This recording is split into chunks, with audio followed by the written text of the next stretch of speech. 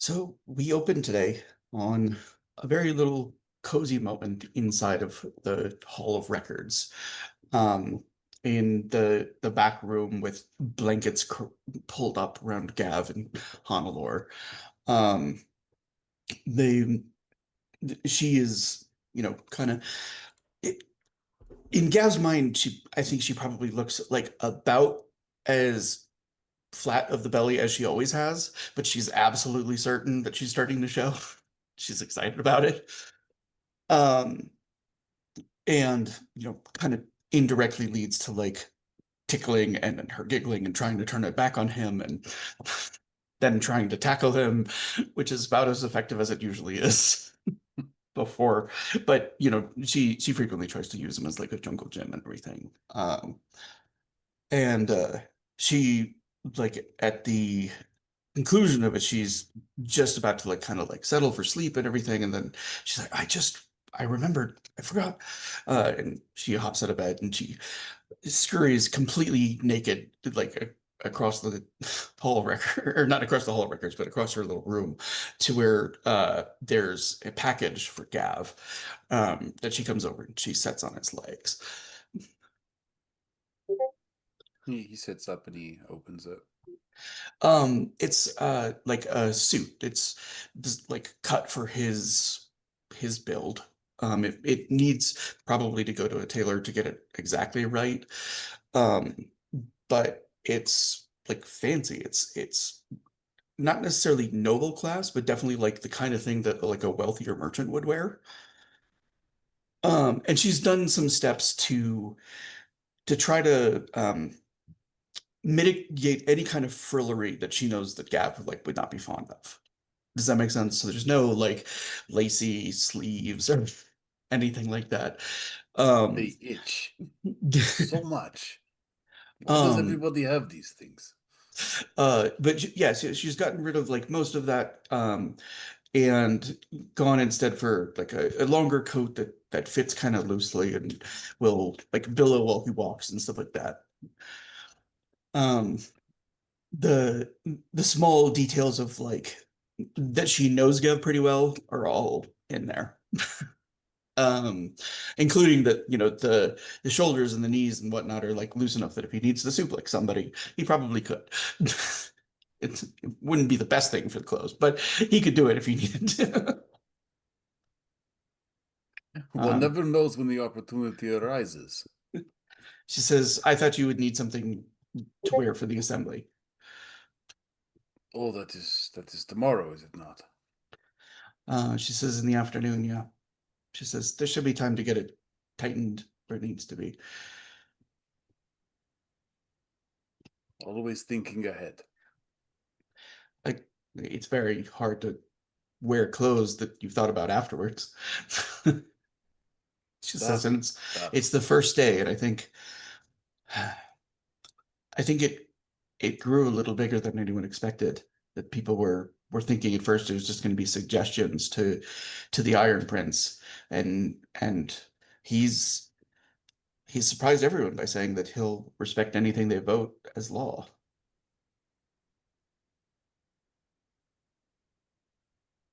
I am concerned about. And he just paused, like perceptions. I hope that this will help, and I do thank you for it.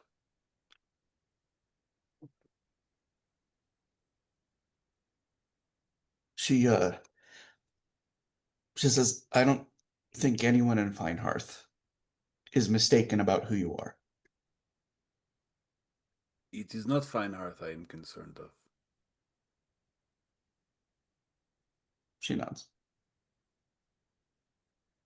I am certain some of the other representatives see me as a brute. It is hard to get away from that. She smiles. She says, "Well, I know one at least is not going to."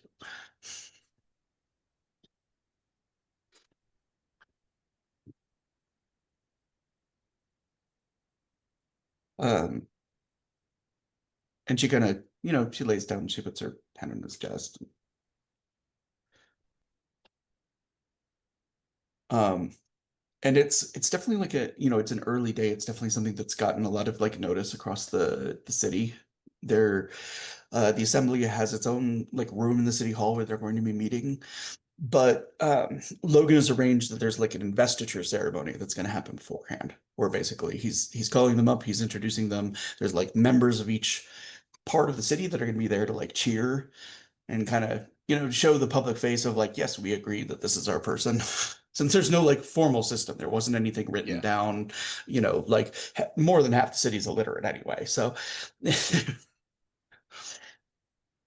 um, and uh, so it's like a little bit of a surprise after like coming out of the tailoring office and like aware that it's close to the time that like when he starts to make his way across the bridge, like there are people from Finehearth at the bridge ready to cross with him. You know what I'm saying? And kind of follow behind. And even though it's like a small procession of like 20, 30 people, like it's still a crowd. It's still noticeable. And I Um, mean, Gav, he like for the people whose names he knows, he thanks them for being there. He makes sure he tries to shake at least everybody's hand. yeah. Um, and the Felix is there. Um, and there's a couple of members of like the gang there. You can see Felix kind of giving orders like, "Do not pick anybody's pocket right now. This is not the time." Um, and Logan is, I think Gab was there when Logan had his first kind of like speech about uh the Iron Prince and um uh oh my God, I'm completely blanking his name. Started everything off. Trog.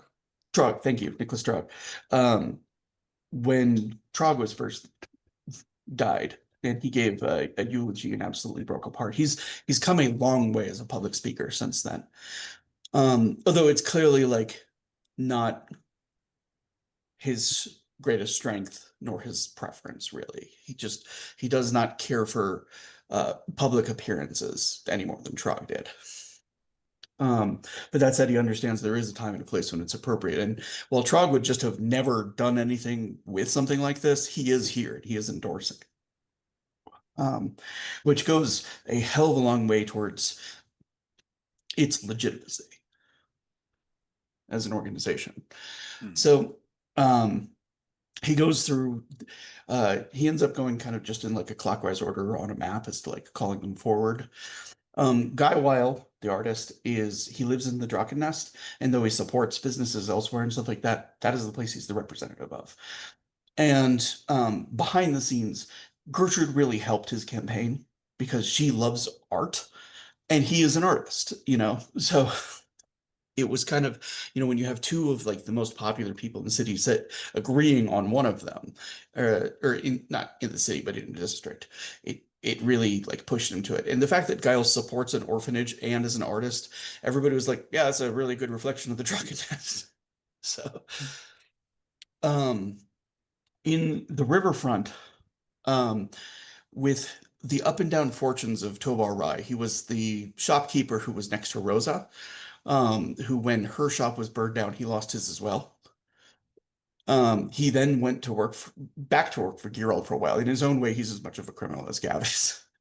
Um, but th that's sort of like the appealing thing as far as a lot of the people in the riverfront who voted for him is like they knew what they were getting. Does that make sense? And he was a good representative of the people who were kind of like hustling in the riverfront, who were working, who sometimes you're up, sometimes you're down.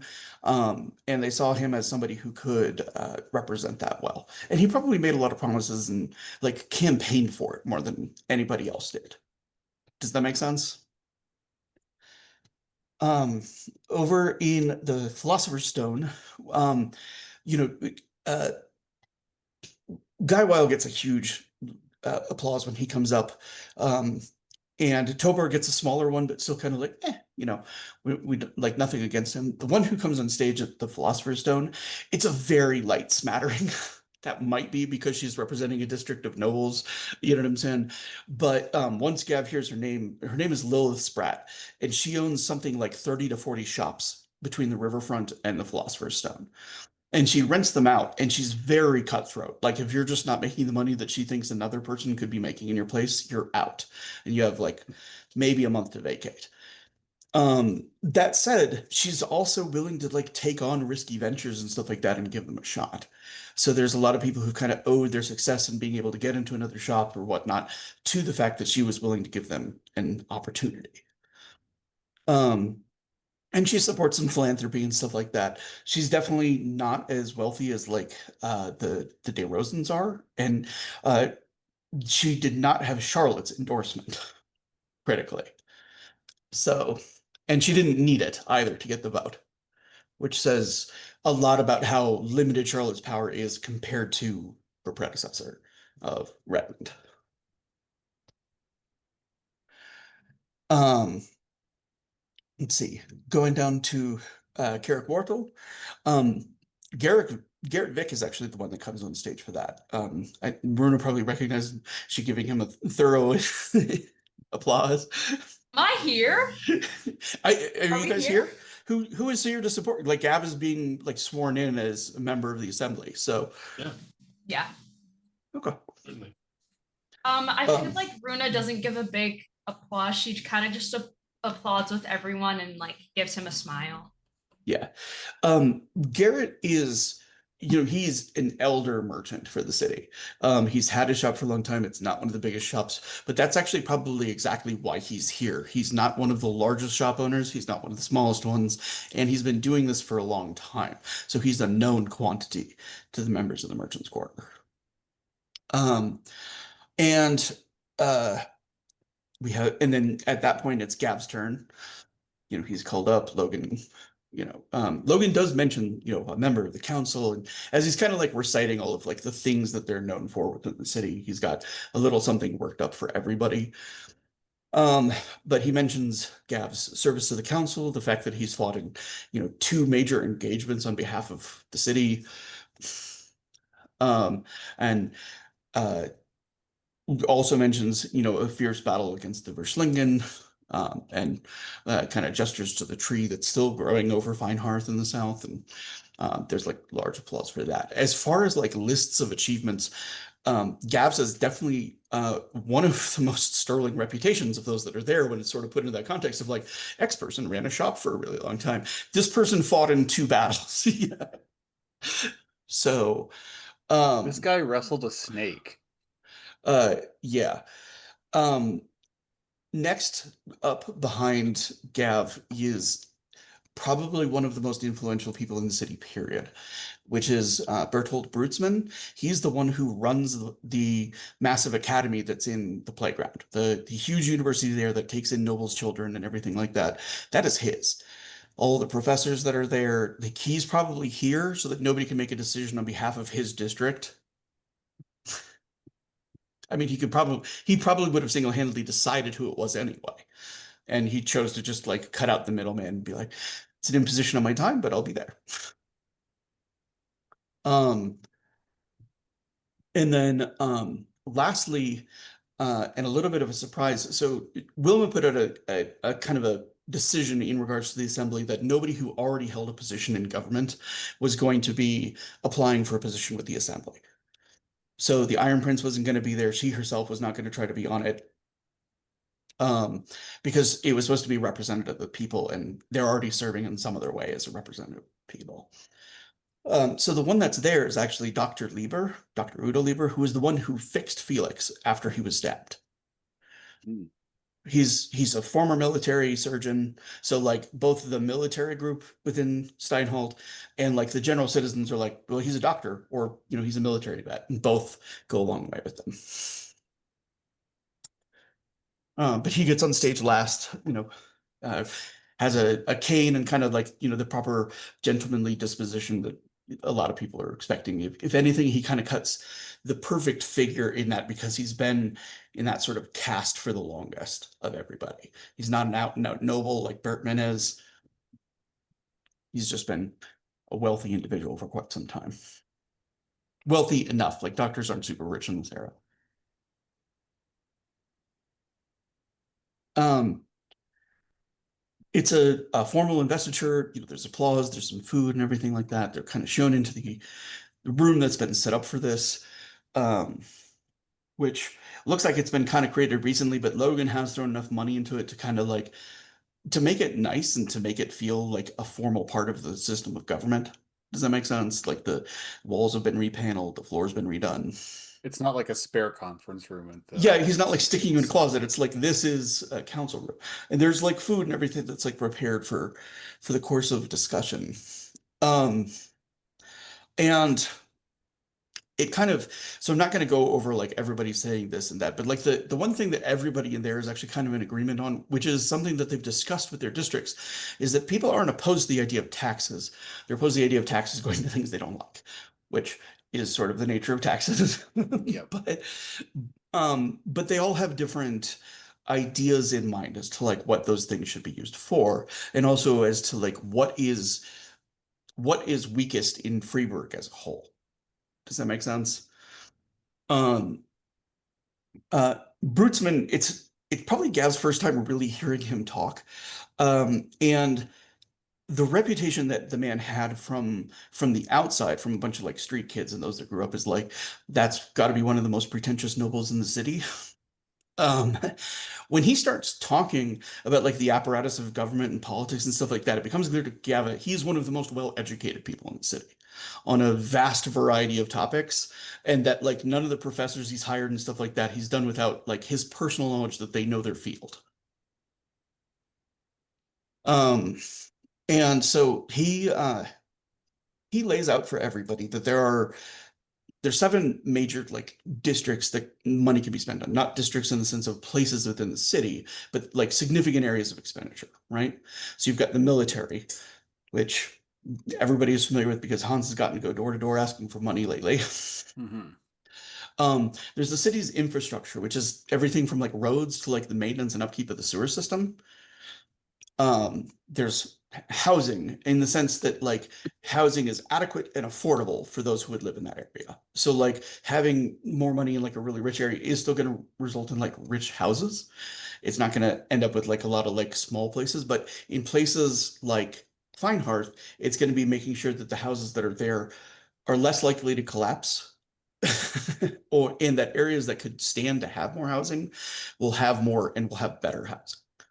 Does that make sense? So, Hmm. in the case of it, a lot of it is going to be like money that's available as a loan to people who want to like make building housing their business.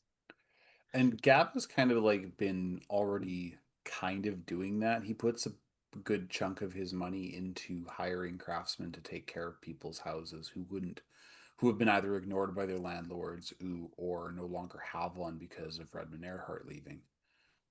Um, the single biggest boon to the housing rating of Freiburg is actually that Redmond Earhart was deposed. Because it made like rent prices drop across the city Mm. and made houses that had gone empty become available. So, um, so the next rating is necessities, and that's things like the availability of water and food and firewood. Those are the things that people need to get through the winter. Public services is kind of the next tier up from that, or what you consider like the city hierarchy of needs, in the sense that the public services are things like firefighting, there being like enough doctors, there being guards that are adequate for each district, that kind of thing. Mhm. Um, then the remaining two areas, one of them is trade, which Bruceman doesn't gloss over. He's like, it's very easy to look past this, but this is one of the most significant sources of revenue for the city, is the trades that we make outside of the city and the goods that are brought into it. It's not just the marketplaces that exist internally, it's the goods that are brought to Freiburg. And Freiburg, being as large as it is dependent on trade for survival. Um, and he lays out very bluntly that every farmland that is technically within Freiburg's domain is being used for farmland. Nothing is like assigned to anything else, and it's still not enough to feed every citizen of Freiburg. And then the last area is luxury, which is all of the businesses and all of the services that specifically cater to nobles. And, while there are plenty that are going to go, that's not really important. Others see nobles as sort of the lifeblood financially of the city surviving because they have so much more disposable income than anybody else. So, um, the groups sort of immediately begin to kind of like most of them have some idea like not written down as like this is a bill of law, but as like their own priorities, right? And I actually have a system mapped out for that that's going to be kind of responsible for how things are developing. And Gav is going to have his own influence within it. And he can also potentially persuade other people to like change their mind about certain areas. But that's going to be like a task that he can do. Does that make Oh sense? boy. Um, So, of all of them, Brutesman is just sort of like he's equally invested in all things. He understands that things exist in balance, and like having a really great infrastructure is sort of meaningless after a certain point if the rest of the city is not developed enough to require it. For an example, and having too much military becomes detrimental after a point when the amount of money that's spent to sustain it becomes Posen-like, because everything that you have is going into your military being maintained. Yeah. Etc. Like he makes points about that about every single section of it, even like the availability of public utilities and stuff like that. Like there is a point of overspending. Yeah, Um, and I mean, as far as like Gav sort of like he he doesn't like make clear, but like he kind of like explains in that respect for the military that right now that is a very real like that has to be one of our top priorities because Posen wants to kill us and Eric Seeger is coming. um, And but um when those avenues are, once those threats are dealt with, we will have an army that we can A, partition off into mercenary companies and gain coin that way, and B, help deal with any guard issues we are currently dealing with.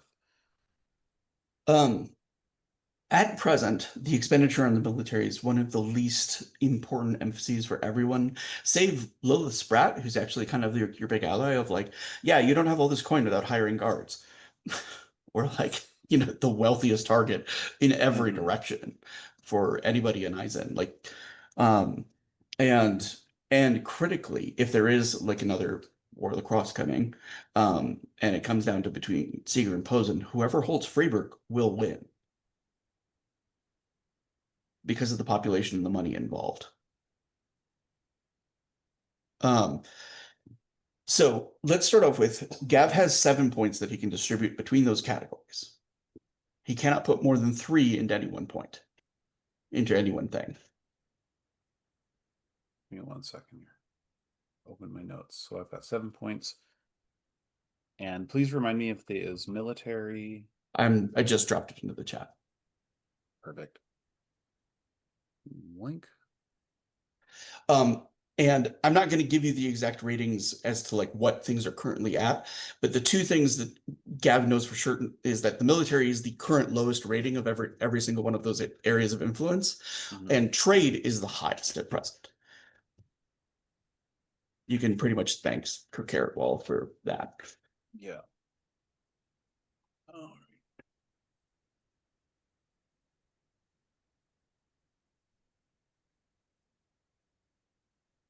So I think Gav would put uh 2 points into military and housing, and then 1 point in infrastructure, necessities, and public services, because he knows that the other districts, specifically the Philosopher's Stone, will have their concern over luxury and trade taken care of.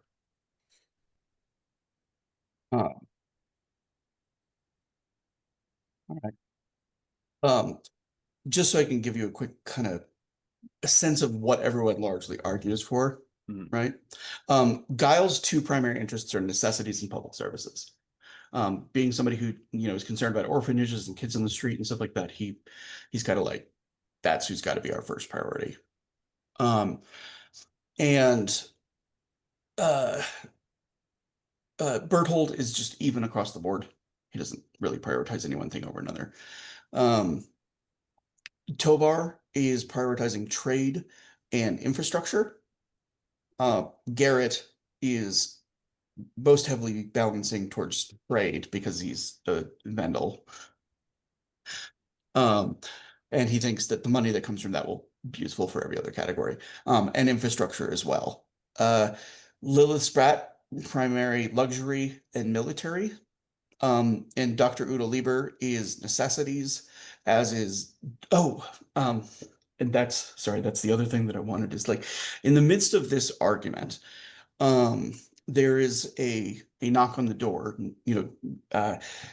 and on the other side of it is Dietrich Proust of the Rosencross. Mhm. He says, if the assembly will have me, I would like to interrupt this business for a moment. It says, represented here are the districts that live within Freiburg, but not represented here are those that live outside of it. No Yes. one in despair has a representative in this room. I have been asked, because of my reputation and the knight's assistance to that group, to represent them by leaders within those camps. We were not given this option by Logan Seeger, but a vote on this matter, I think, would be persuasive to create an eighth seat, which would represent those outside of the city.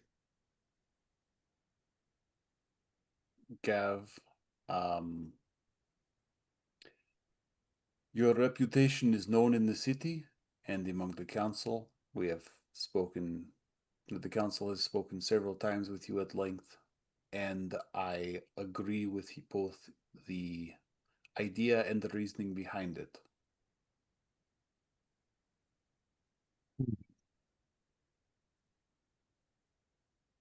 Lilith Spratt is like the first to argue against it. Like, they have no property, they're vagrants. That would mean that anybody who comes through the city is effectively a city is through the city is effectively a citizen as far as a vote is concerned. And citizenship and votes should be awarded to those who have lived here for some time. And the only thing Dietrich says to counter that is that he knows people who have been in Verzweiflung for upwards of 7 years. Yeah, and Gav starts to list off some of the buildings that he owns that are housed or former despair people, and he talks about how they've been working to get the craftsmen, people who have skills, out of the camps and somewhere where they can be useful. Um, and she says, and I have no argument with those people having representation after they've come out of the camps. So you would leave them to the winter? I'm not saying that we don't do our best to take care of them. It's my concern that they become a voting bloc.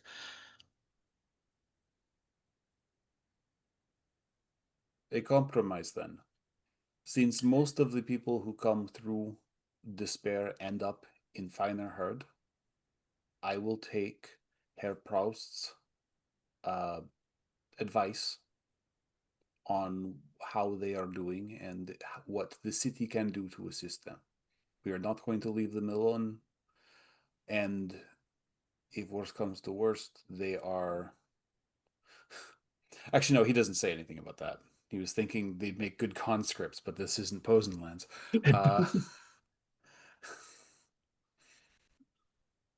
Um, Garrett, who's also like somebody that could be very easily be seen to be like on the side of the same things as Lilith is in a lot of ways. They're both very interested in like money and the like, but he actually he says, I agree that they need representation of their own. What coin they had has been spent in Freiburg. The labor that powers many businesses comes from them. and they should be respected as part of the city.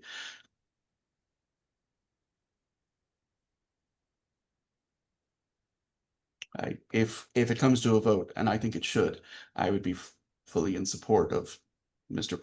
Proust having his own seat here at the assembly. And Lilith, she says, I would bring up that does get us to the point where we would not have a tiebreaker at that point. There would be 8 of us, 4 and 4. And Garrett's like, at that point, I think the Iron Prince could step in.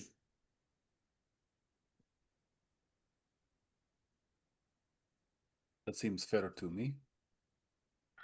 I want a wits and I'm actually going to let Gev decide for himself like what he thinks is his most persuasive skill as to kind of the vote as to an up or down on Proust first. Like if that fails, they'll talk about him as an advisor. Actually, there's nothing to stop if he's an advisor.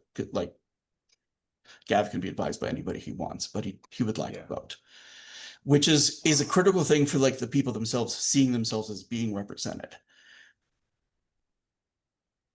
which has been one of the keys of like their kind of distrust in a lot of ways. Mm-hmm.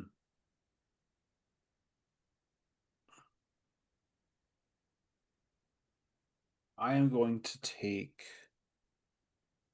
actually I'm going to use my noble skill at Okay. 2, and I'm going to use a drama die. All right. So 3, 5, and then so 6, keep 4. So the way I'm going to do this is that every 10 points is going to convince one person to change sides. And I'll let you know the final outcome on that afterwards.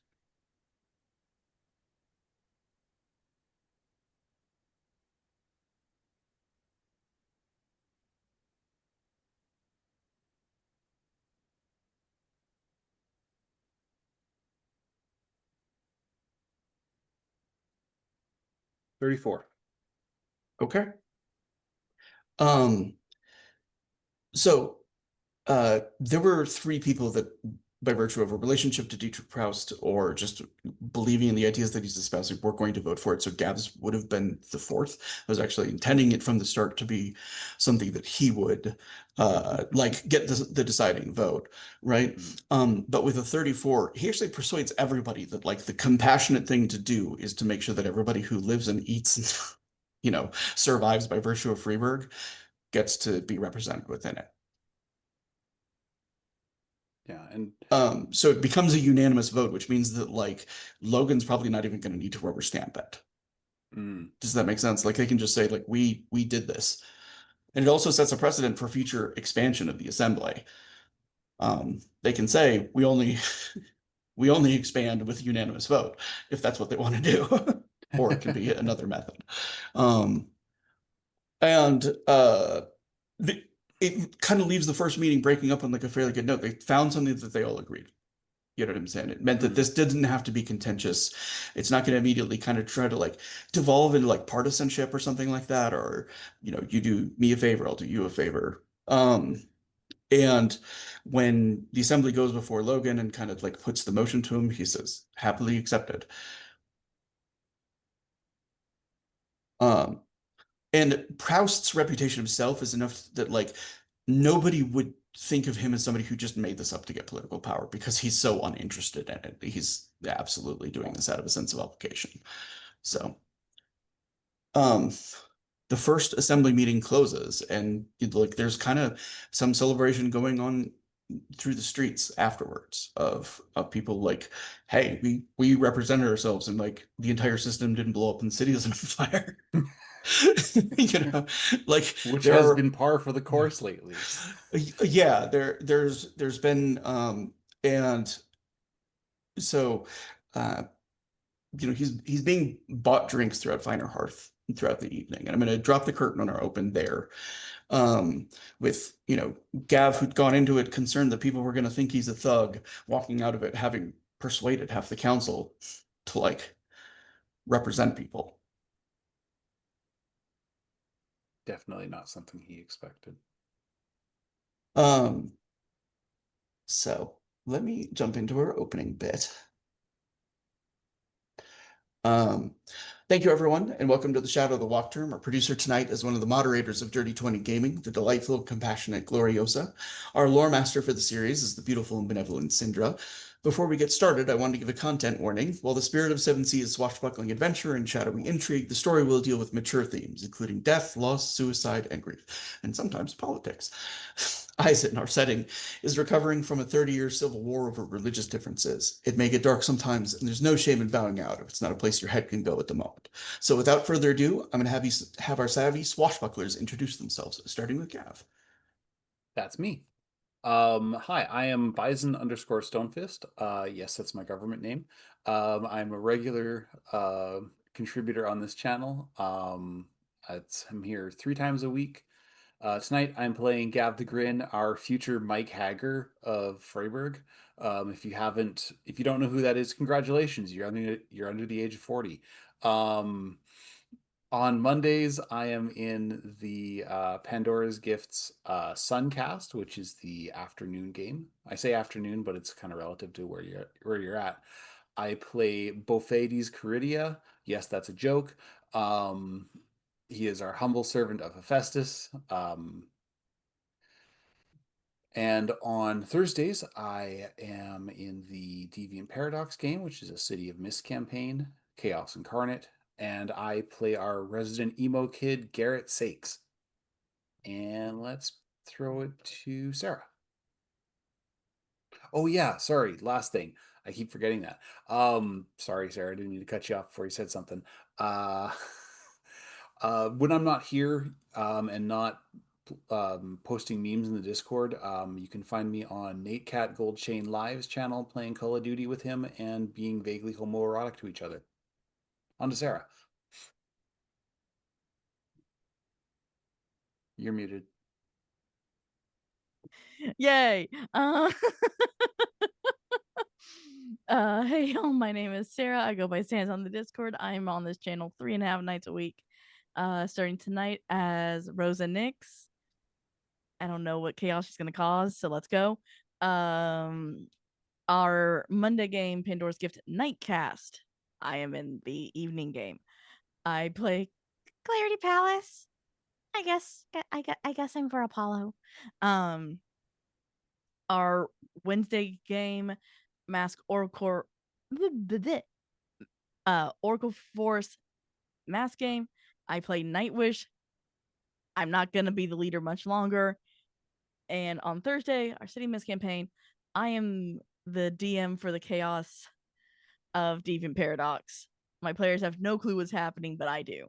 Other than that, you can find me over on Tango Productions working on stuff and things that'll come out eventually. Let's give it to Len. Hi, folks. It's me, Matt Kyle, your friendly neighborhood menace. You can find me here on Sundays playing Len, the motor mouth of Asura Costin, because he gotta talk. Which is not something I expected when I made this character. But anyway, otherwise, you can find me in the Discord posting unhinged food memes and being a menace, in the chats of these other games that have been talked about being a menace, in other people's streams trying to unionize their cults of the lamb and take over, and being a menace. I got a brand. And let's go over to Runa. There's something in her mouth. It's gum, fool. Hi, I'm Ruth. You found me. I am here on Monday in the Pandora's Gift Suncast as Xenon Alcides, Cleric of Nyx. Alternate Wednesdays on our oral. Why is Oracle so hard to say today? I understand, Sarah. I'm sorry for clowning on you. Alternate Wednesdays in our Oracle Force game as Trek. Thursdays as Nora Avalon in Deviant Paradox. And Sunday, today, as Runa Ingvild's daughter. And that's all from me. I'm going to pass it on over to Hans. Well, hello, everybody. My name is Rory, and it is, as always, wonderful to be here this wonderful Sunday evening, playing everybody's favorite sprinting, slashing soldier boy, You! Hans You. Reifenstahl. That was our we're- like most belated one of those. we were not locked in on that one, gang. We were expecting you play it out a little longer normally. Like you'd make us wait Yeah. for the soldier boy, and we went right to it. We were like, "Whoa, we're not ready." It's like I was just about to lock in. That's fair. That's fair. Well, aside from that wonderful character here tonight, you can also find me as part of the Oracle Force cast when we do return as Graviton. All kinds of fun gravity-based nonsense happening. In the meantime, check us out. Check out the YouTube. Catch up on the show on YouTube if you're not caught up, because we don't know how long we're going to be gone for, so catch up. And aside from that, really not much else going on for me. Yeah. Who has not gone yet? Let's have a look. Shadow, tell us what you do. Hello, everybody. I'm Shadow, also known as the True Shadowmancer. I am one of the founders of the Desperate Dice Rollers channel on Discord, where you can occasionally find me, as well as bouncing in and out of the Dirty 20 Gaming channel. Tonight, I play Gerard Saint-Germain de Beau, who has returned after a long absence, serving in someone else's war. Right now, I'm not very active in Dirty 20 events, well, because I've been away.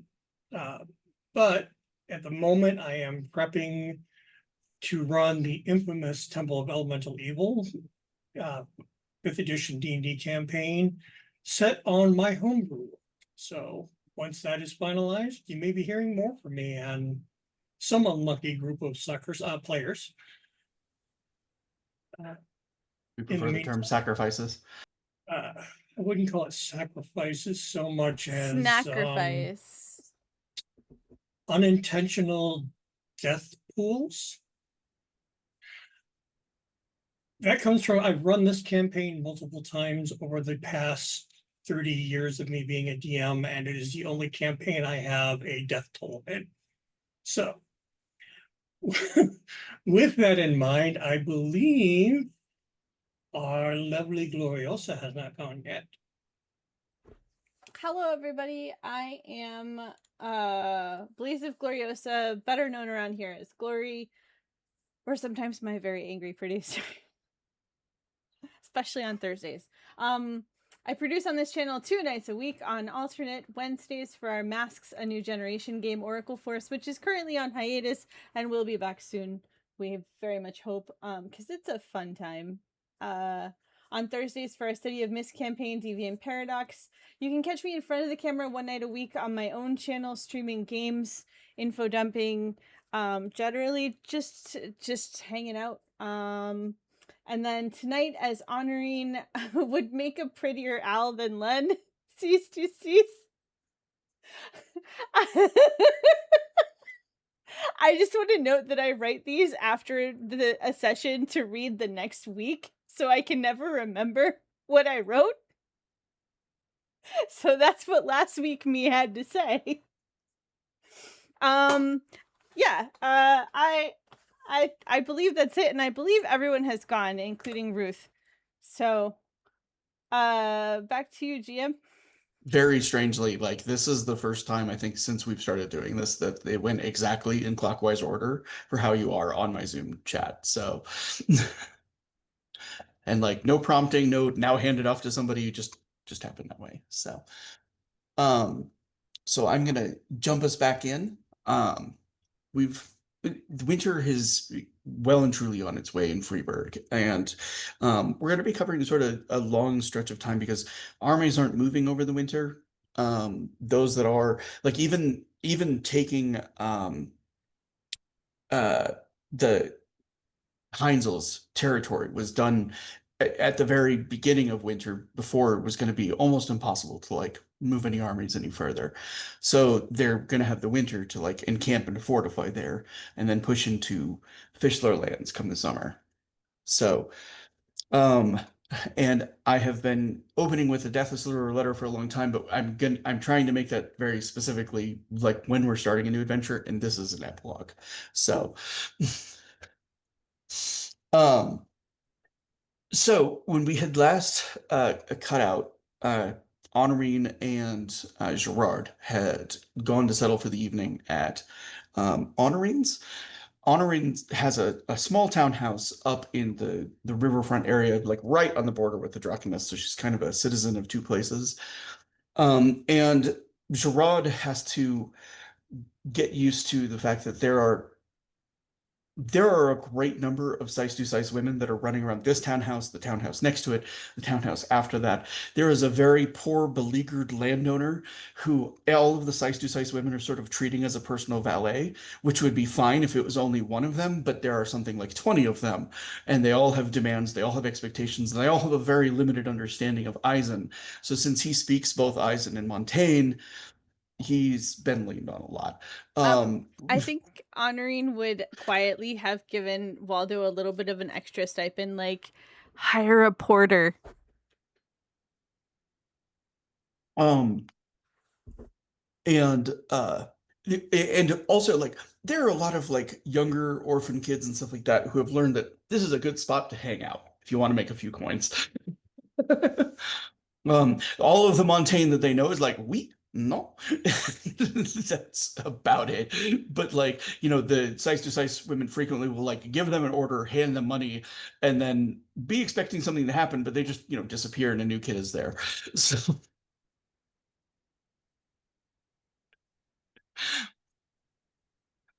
um the the size women are known throughout Montaigne for their loveliness.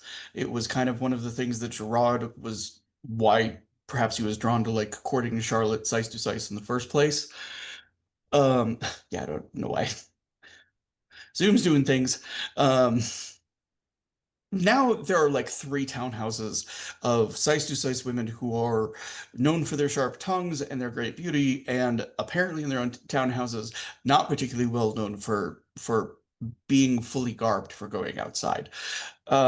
It's definitely something that, as a gentleman, Gerard knows that he really cannot like stay here too long.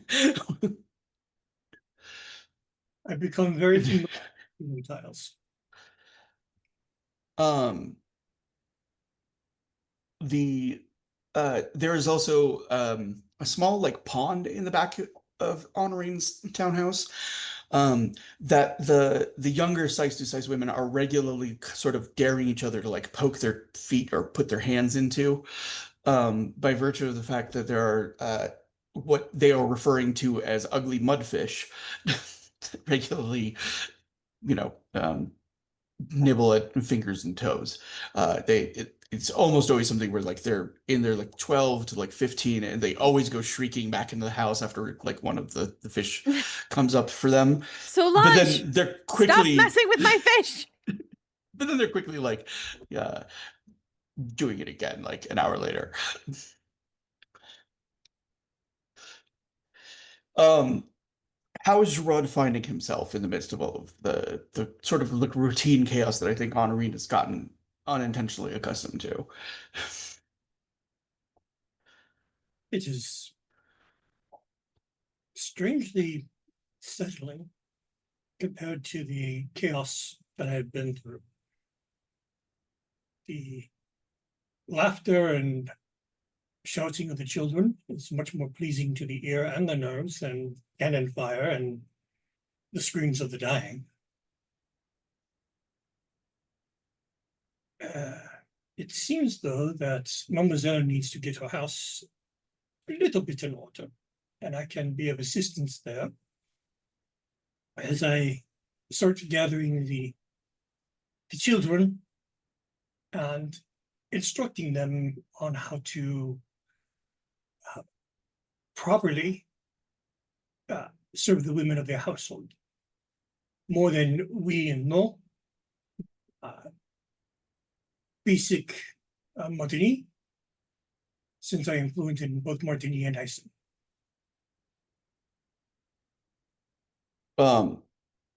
Yeah, and some of them are just opportunistic, and some of them are like, well, if there's the opportunity for like even more money, if we actually do what they ask us to, then then they don't. It's a frequent uh occupation for kids in this area is like running messages, doing small porter like things, bringing some groceries, etc. Like going down to the market and getting them a breakfast or a pastry or something like that.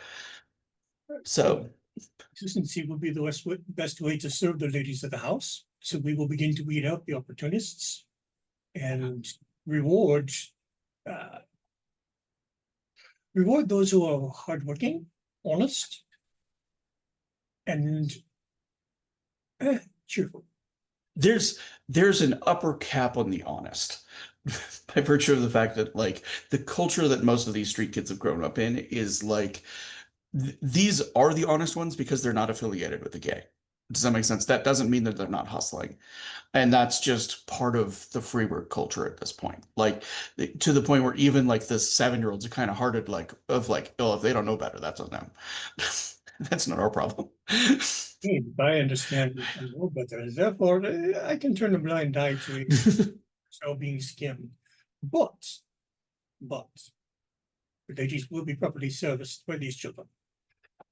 Um, and I think we had also talked in the last game about Hans potentially approaching Gerard to act as like the captain in his stead as he takes on more and more of the roles of the marshal. So, I want to give a moment for, Honorine and Gerard to kind of interact with each other however they are over this period. If you have any further conversations, because I know that there'd been some discussion of like what he'd been retained to do, and that you know, time has passed since then. And I think Honorine has somewhat caught him up on like everything that's happened with Charlotte. That was a discussion at the last game. But if there's anything more that they need to talk about, and then I'm have Hans drop in whenever it feels appropriate to come talk to him. So I think what Honorine has actually done, if he doesn't mind, is I think she actually has, rather than talking about, like, if he asks about Charlotte, she'll talk about Charlotte, but I think she's more interested in chronicling, like hearing and chronicling what happened to him as he made his way to the army guy Montague, as he made his way through Osura, what he saw during the battles. Like, I think she's very much interested in, like, I think she has a very heavy sense of like, this is going to be part of history and I want to make sure to get part of it down. And I don't know that she necessarily conveys that to Gerard right away unless he seems receptive, but I think that that's where she's at with him, is like, I would like to know more about what you've gone through and how you've been and your impressions and your experiences and any anecdotes that he has, about people that he traveled with and what was it like when he died. Tell me more about this semi-naked woman that you owe a favor to. Like, all of that. Well, Mademoiselle, there's not much to say about the trip itself. It was a very uneventful journey until my arrival. Needless to say, General Montague was in the midst of an important campaign and could not break away.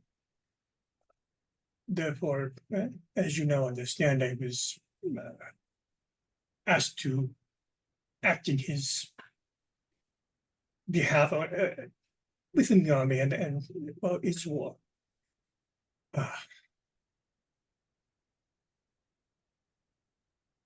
General Montague cares very much about his people, not just Montague, but every individual serving underneath him.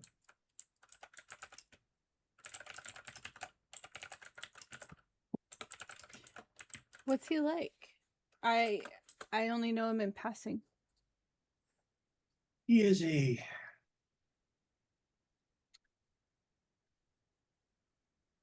how would you say this?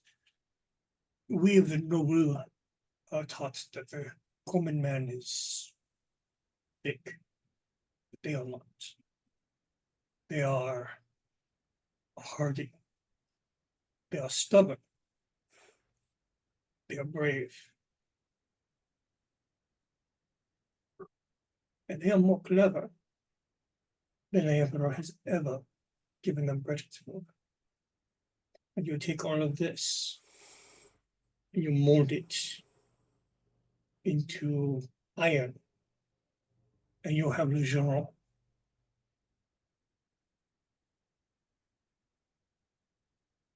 So you spent, how much time did you spend with his army? The entirety of the autumn, part of the winter, until the general decided it was time for the fighting to stop. And the best way for the fighting to stop was to make arrangements with the guys. But did not go so well.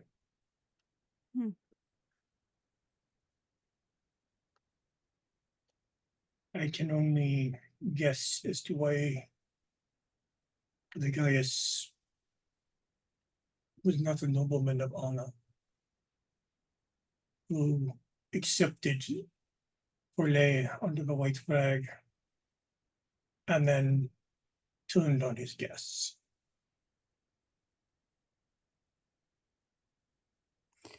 So I don't know, I don't know how much you want to answer about this. And Shadow, I don't know how much you want there to have been overlap. But the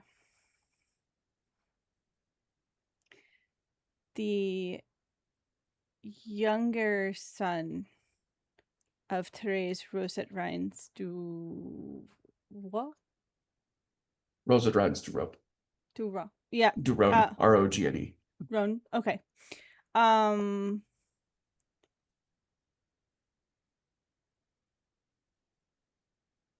Her son that I was originally engaged to also was in the Montaigne army.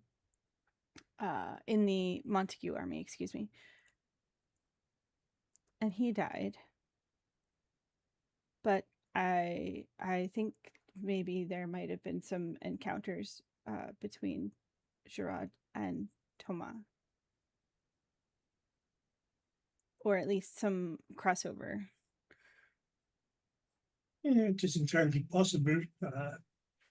I look at this point to our esteemed story master.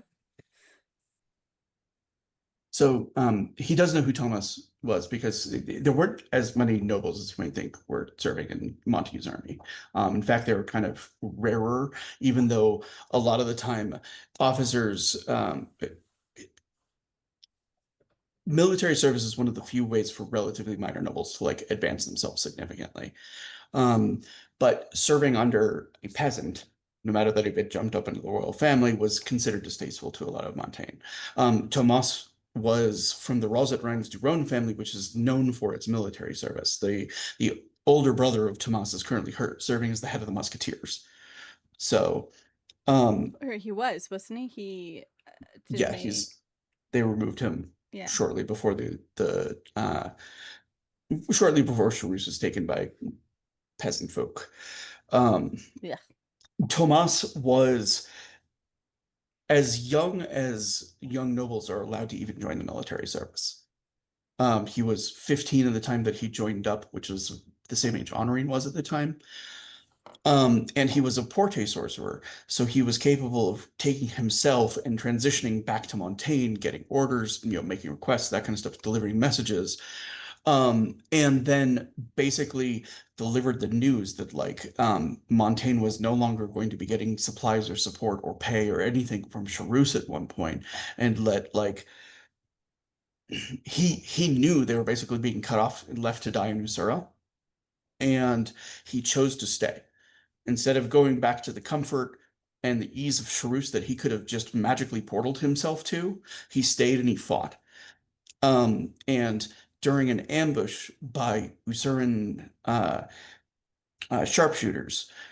He moved close to General Montague because he knew that his ability to use Porte could like catch bullets out of the air, and he tried to protect him, and he kept General Montague alive, and he took 3 to the chest himself. I know I was a young man. Honorine doesn't need to know all of those details. Just That is the response she gets is I knew the young man. I have his diary. Montague returned his diary to me, but it doesn't have a lot of details about the specifics of his service. I imagine he didn't want to put those down and commit them to paper. Yeah. More than likely not. That would have been bordering on an ethical treason, considering he was a courier, a messenger. He was very brave.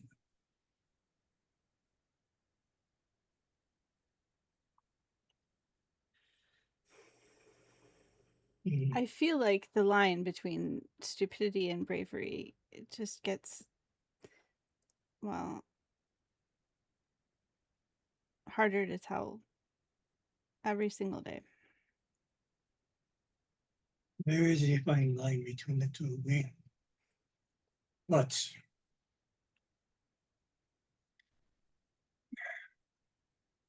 bravery is not to be without fear.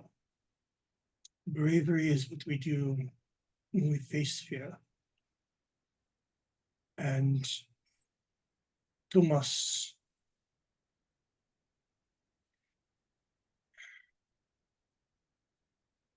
did not intentionally give his life for Les Gens,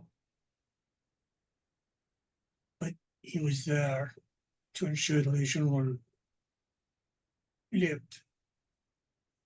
And because Les Gens lived, hundreds of more lived and got home.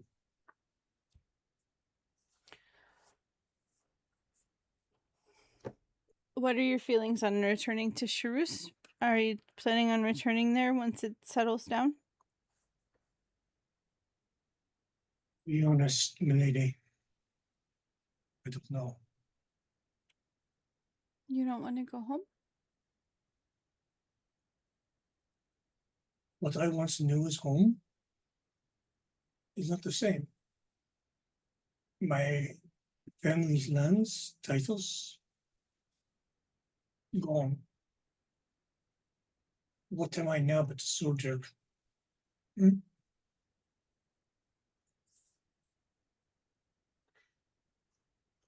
Which unironically feels like a great line to have Hans overhear as he's approaching. What am I now but a soldier? And it actually startles her. Like, she's kind of zoned in on Gerard, and so like the knock like startles her. Come in. Oh, yeah, hello. Oh, Hans. How are the two of you doing today? It's so nice to see you. We're doing well. Thank you. Yeah, it is good to see you as well. Yeah. Come on. Have some tea. Yeah. Have you eaten? Sit down. Oh, yeah. I had picked up some snacks on the way over. As Hans enters, Gerard has stood and is off to one side again. Please stop doing that. You don't have to do that. And one of Honorine's cousins like absolutely comes by and is like, "Is that the cute bachelor you were telling us about?" When Hans comes in.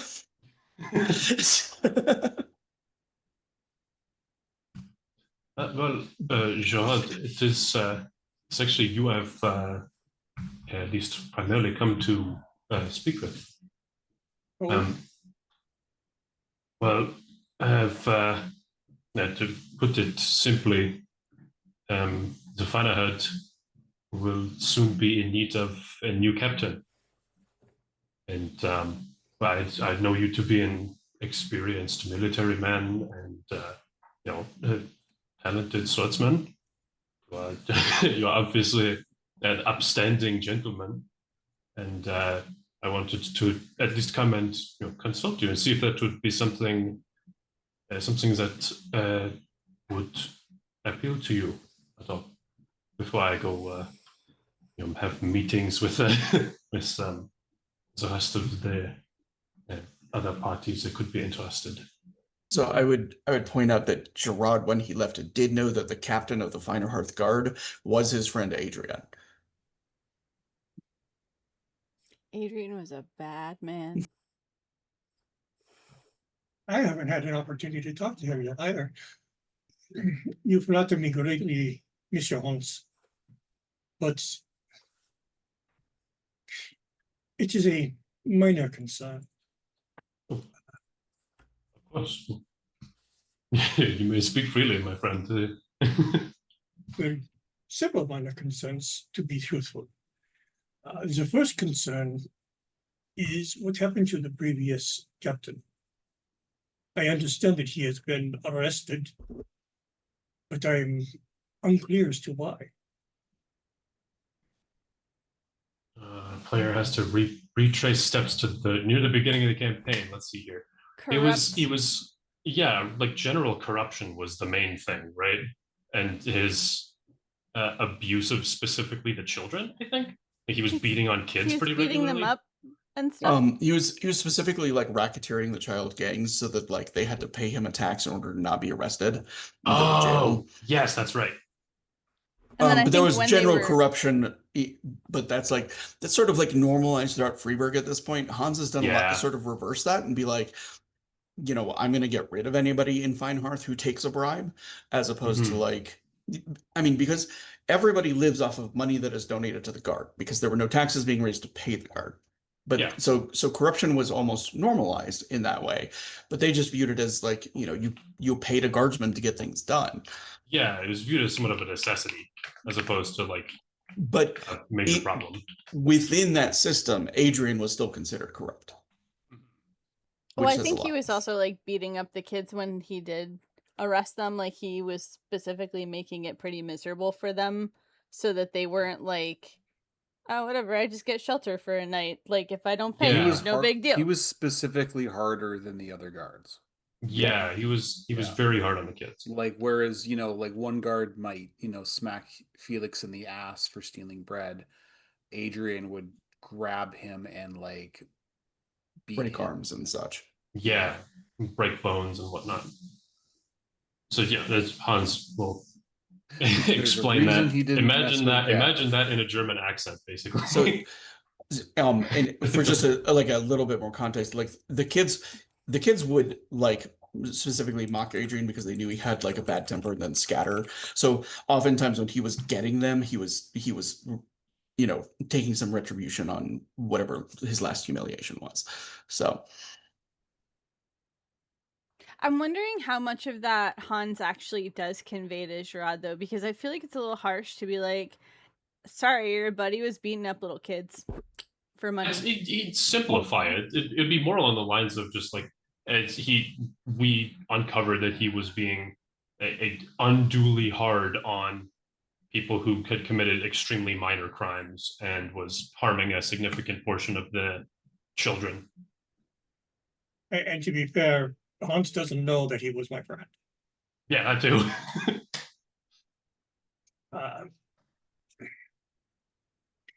Which leads to my second concern. How much the guard respect moi as your captain? I am not Eisen, I am not Freiburg. People of the city come from all over the place. Members of the guard from other countries, even within the nation, there's a sense of unity among them already, and I am personally rather confident that they would happily accept someone of your skill and experience as a leader. It's hard to explain. It's not as much of a matter of standing or political influences and whatnot, at least with the god of the Finahud, they respect the people who are proven to be skilled and worthy of their respect and loyalty. I think I personally think you'd be a great fit. You have all of the skills, and I think they would be quick to understand you as a competent leader. Again, you flatter me, Mr.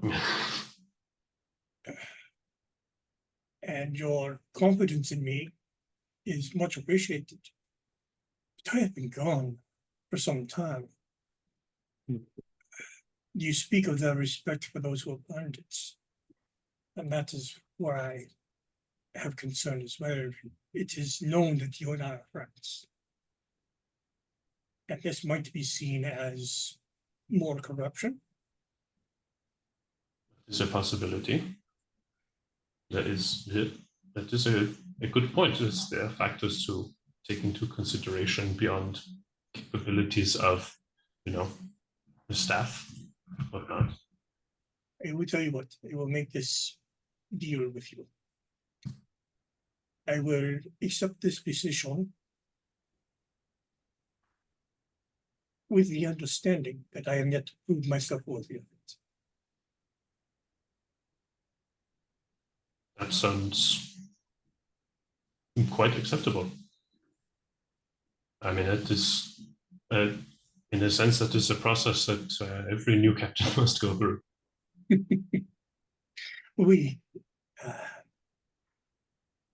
Congratulations. But yeah, I mean, there is a few things to be done, but we can be sorted out another time. But it seems that I am now gainfully employed once more, and I will no longer need the good graces of your aunts.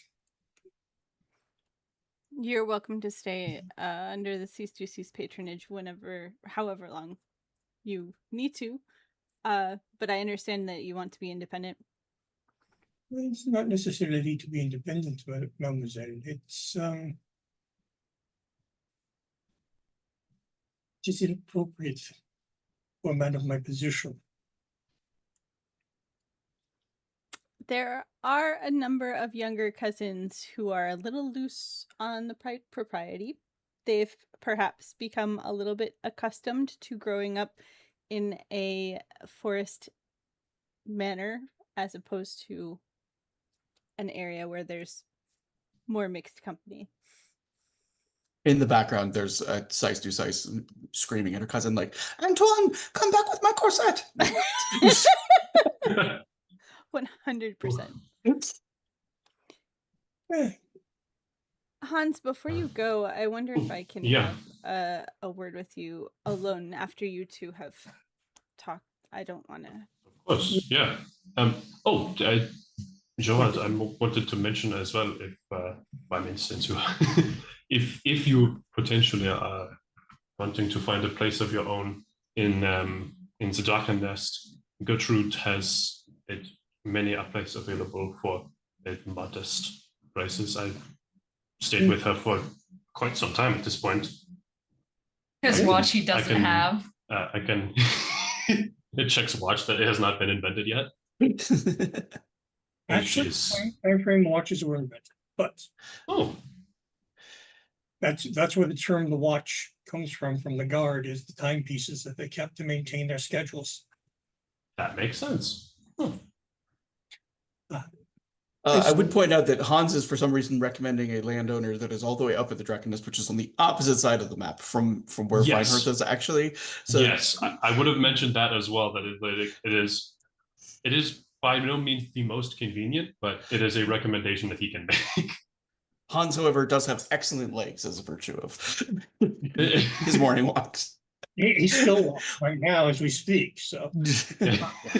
Just always seems to be pacing for some reason. The legs never stop. No, it's actually he should see someone about that now. Actually, he might have a bit of a problem. Well, monsieur, draw up the papers as you need. Once a salary has been assessed, I will speak to this landowner and a few others. Then find something that is appropriate for the position. Hans Yeah, is of awful course. to sleep next to.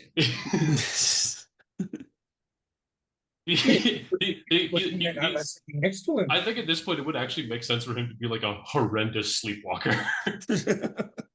He paces around whatever room in his sleep, mumbling about paperwork and shift rotations. Otto wakes Oh, up. left. Otto wakes up to see Hans pacing and muttering to himself. I will leave you to your meetings then. My lady, sure. Thank you, Sean. And she is going to kind of beckon Hans to like a back corner of the garden or something, like where they can see people approaching to where they're talking.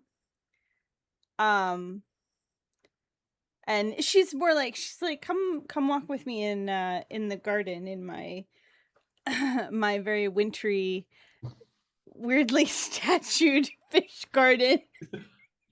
Oh yeah, speaking of which, how is the fish doing? It's They cold and all seem that. to love the winter as much as anything else from Eisen. The mere presence of the statue, for some reason, is extremely soothing to Hans. So they stop by the statue and maybe sort of stop as if they're admiring it or something like that, because I imagine the statue is centrally located and they can see other people coming if need be.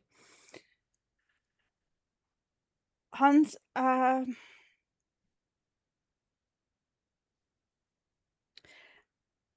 don't know how to bring this up delicately. And far be it from me to lecture anyone about their legacy. Heaven knows. Not required, at least. I said Well, not a delicate people, you know this. I just don't understand why the heir of the Imperator's throne isn't stepping into that role when his country's in a brutal war. There's not war coming, Hans. It's here. Yeah, it is here and has been here for some time. The execution of Heinzel? It was Heinzel, right? Yeah. Vish is the other one. Okay. The execution of Heinzel. You've seen my magic. And I can tell you that I've seen what happens when people are burning. I've never seen anyone burn fully to death, but I can only imagine it's more horrible than scalding. One could imagine. Aya! Sorry, I forgot his mic is also my mic.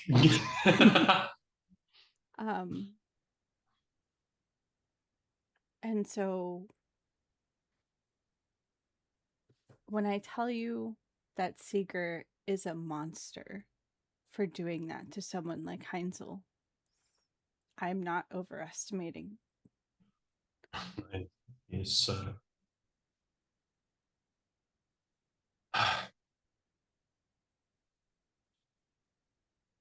to be frank with you, I do not have a reason or another for not accepting my responsibilities as my everything would demand of me.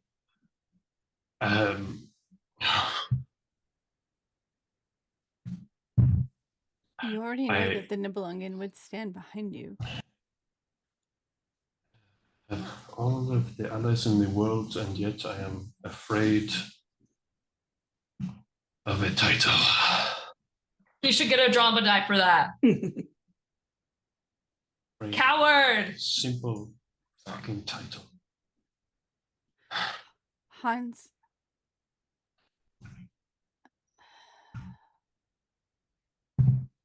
I mean, if you're afraid, an argument could be made for Anna. I mean, perhaps, but Someone would. needs to step in that role. I'm sorry, I keep interrupting you. I'm so sorry. It's okay. It's okay. It's I would hate to see what that station would do to her.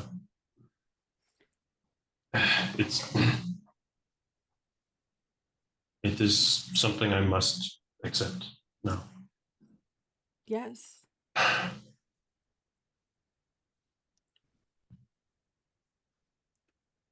I know that there are several Iron Princes, 2 that I can think of in particular, who would not happily bend the knee. But it's the way of things, and you're going to need to bring them to heel, and they're going to need to be brought to account. And to wait any longer,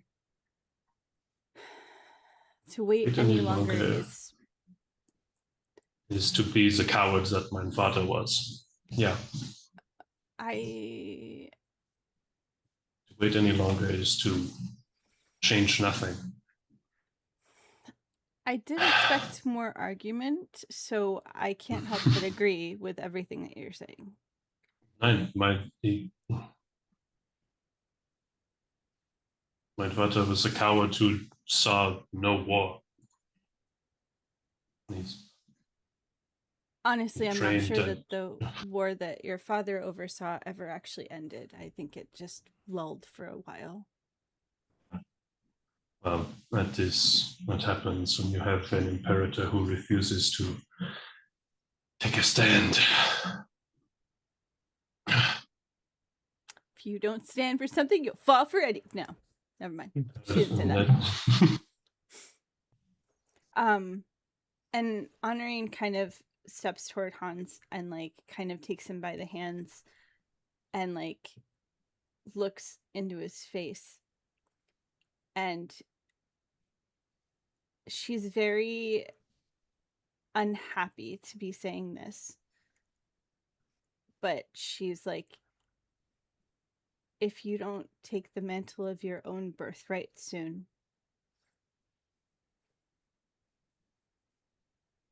I will put out your birthright for you and let people know what I know. And then the decision will be made for you.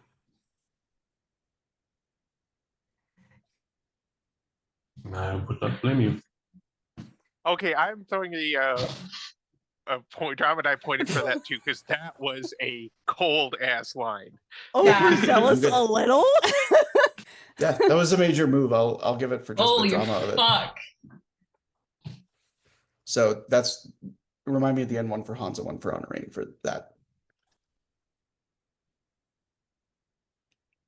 So she says that to Hans very seriously with no interruptions. Well, then. I'd rather ask for your forgiveness, and I would not blame you if you never did forgive me, especially given what can happen afterward. But my adopted country and my home country people are in torn as apart, much danger. Are torn apart by lack of leadership, and I cannot stand by and see a solution and not reach for it. Yeah, you have as much stake as I do. Just tell me how I can help when you decide. I'm not saying right now. I have thought of this to no end as of late. The path is laid out in my mind already. You've been chosen by a king already. He's king or prince? Shadow Daddy, is he a king or a prince? It's really speculative. Okay, Might as well. General? We can call him whatever we He's- want. He is an outcast from the courts that he would be associated with if he is an unseelie or a seelie. And the titles that they use as representations of power are more about the drama of the name than like an actual association of power. Does that make sense? Okay. So the most powerful person in a seelie court might be called prince and not king, or they might be a queen, or does that make sense? It like they don't have a connection to it as a system of hierarchy in the same way. They're aping human expression.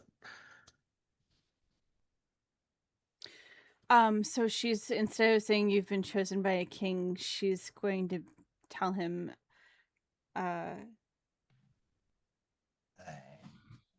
you've been chosen by someone with insight far beyond any human, prince, king, general. Perhaps a god. You've been chosen by the god of fear.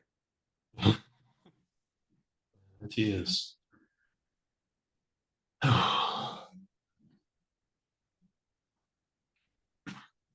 Low key, a little jealous, not gonna lie. Waiting for him to come to my dreams. That was out of character. No, it wasn't. Yeah. Only because Honorine doesn't know he's in Hans's dreams, I think. I don't know. I don't know how much it's been discussed. I don't think I don't know, unless he's in the habit. He's not very sherry. I feel like Hans and Honorine have probably not talked too much overtly about their connection that they share through Tuzok. Yeah, mainly because it would get you at the very least many a glare. Oh, I'm sorry. Is it going to get the Inquisition populace. after me? So she's like holding Hans's hand still and looking very seriously into his eyes. And she kind of releases his hands after she threatens him. I won't keep you longer.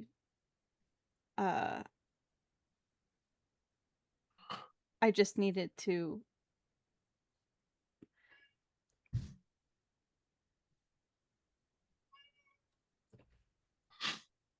Thank you.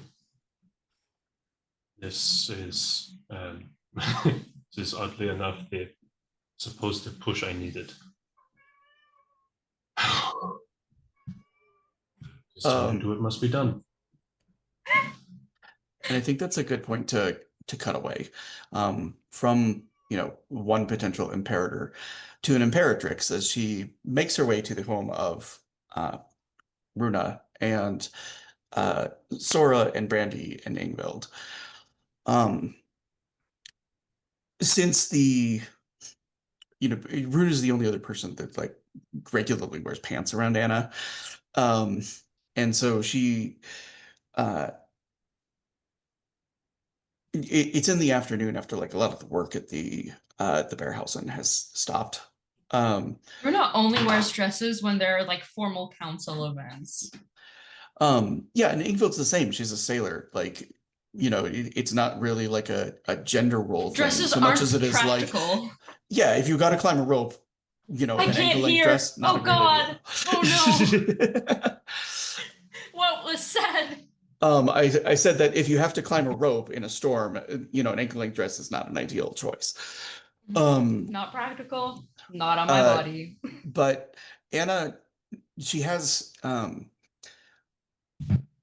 she's wearing the sort of like tighter fitting uniform that she had when she went to the Wakun. She's not wearing any like implements of like rank or like patches to identify the company. She's not like posing as like a member of them now. Does that make sense? But she has with her a practice fencing blade. And when she knocks on the door, she kind of she shrinks a moment after she like sees Runa, like as if she's like reconsidering the purpose that's brought her there. Oh. And she says, I saw you fighting in the battle. Says, and I learned how to shoot a rifle, but they take a really long time to reload.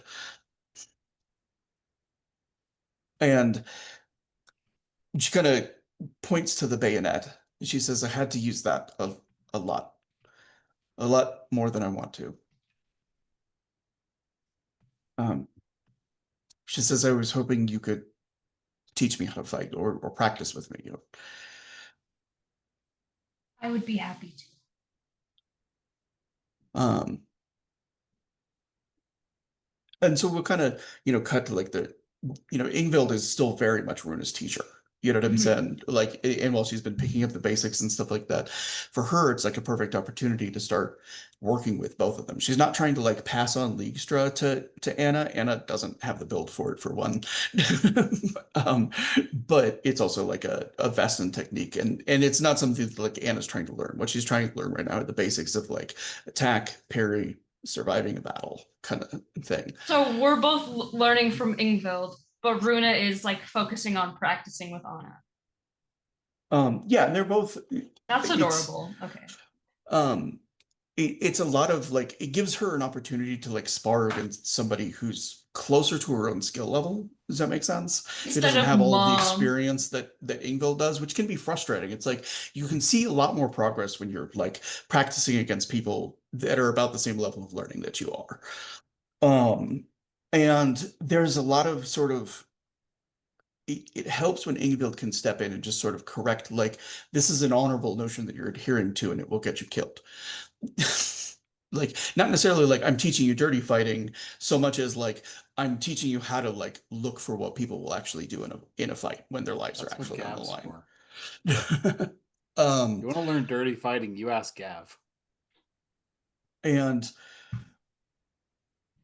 the hour goes kind of late, and um after Ingvild steps out, my cat is trying to get at my dino nuggies. Sorry. Oh no, the dino nuggies. Um, After the hour has gone late, Anna, she sits next to Runa and she says, "You didn't tell my brother, or you told my brother, but like you convinced him to let me go along anyway, right?" Yes. I had to tell him it didn't feel right to not. Says, but you also thought that I should be there. I did. I promised I'd keep you safe.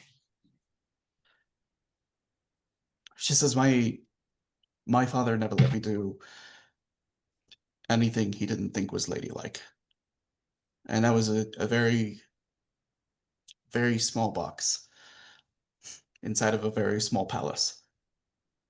I grew up not really knowing ladylike. She kind of, she says, I want to be a lady. She says, I just don't want to wear dresses all the time. You shouldn't have to. Quite impractical dresses are. She says, um, she says, I like Honorine and I like Rosa, and both of them, they know how to be beautiful women, and you are a very beautiful woman. She says, but you don't have to dress the way that they do.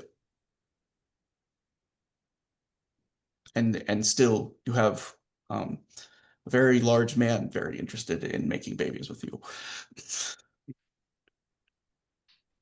I love her.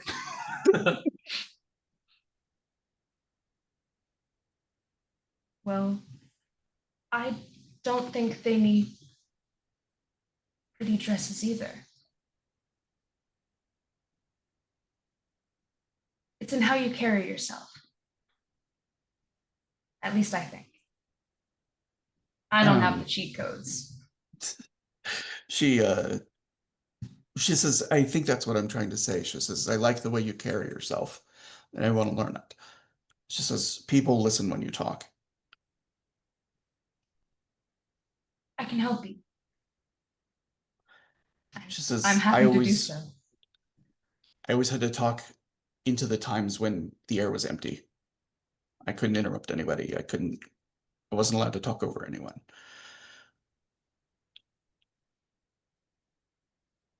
It's your right just as any other. Um, Your voice should be heard, Anna.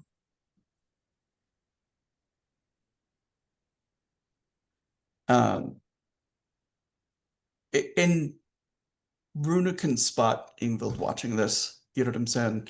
And there's like a little smile on Ingvild's face. But like the fact that like Ingvild gets up and leaves is sort of more of like a vote of confidence for Runa and her ability to do this than any compliment that she could give.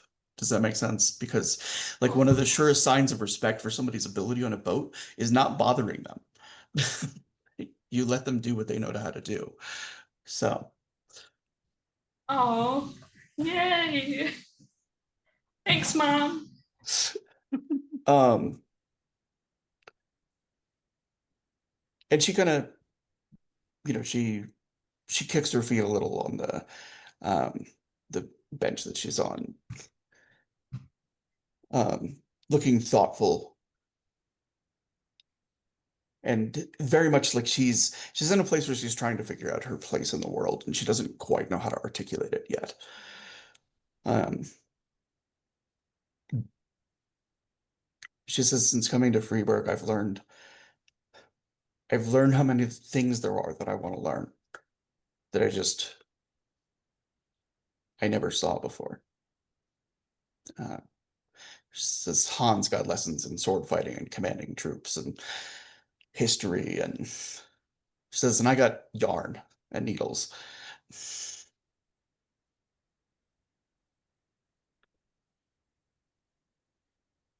I'm happy to teach you whatever you want to know.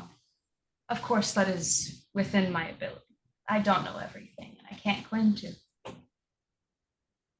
She And nods. it's okay to not know everything. She says, I feel like in a lot of ways I don't know anything. I mean, once you learn how much there is to know, it really does feel that way.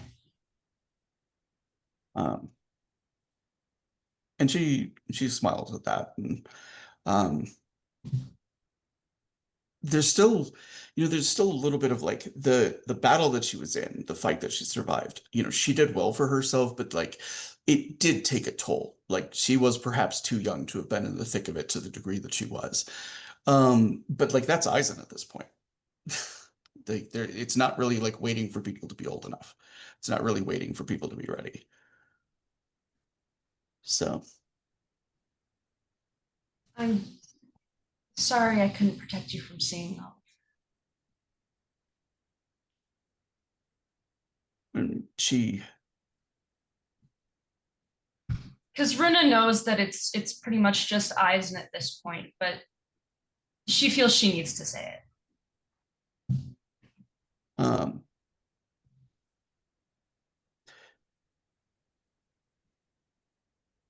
she says it's okay. She says it gave me an appreciation for what Hans has seen, just what Otto has been through. And I don't know if actually anybody else even knows about Otto at this point. I think I don't Runa, think so. I don't think think Runa does because she's been to his place. Yes, only Runa does. Runa Okay. Runa has come over and seen Hans and Otto like snuggling by the fire one time.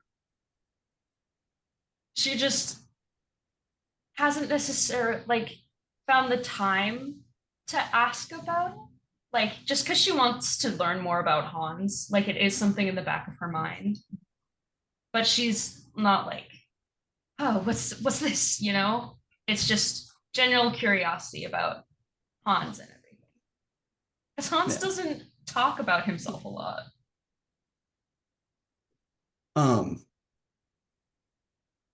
I think I'm gonna have it be like a few days that pass with Runa, and like we might, have some of the things that get inserted previous to this, but I think over the next few days, like very frequently, while Hans is busy doing martial stuff and whatnot, like Anna frequently comes to find Runa. And like some days it's practice, some days it's let me help you build a set, some days it's like let me learn to bandage wounds like you've been practicing. And does that make sense? Like she is very much sort of interested in the like, well, if Runa seems to think this is useful, then there probably is a use to it, and I should at least dip my toe into it. And she's not necessarily good at things, but like she's in a mental space where she's sort of not expecting to be good at anything, so she doesn't mind failing at things.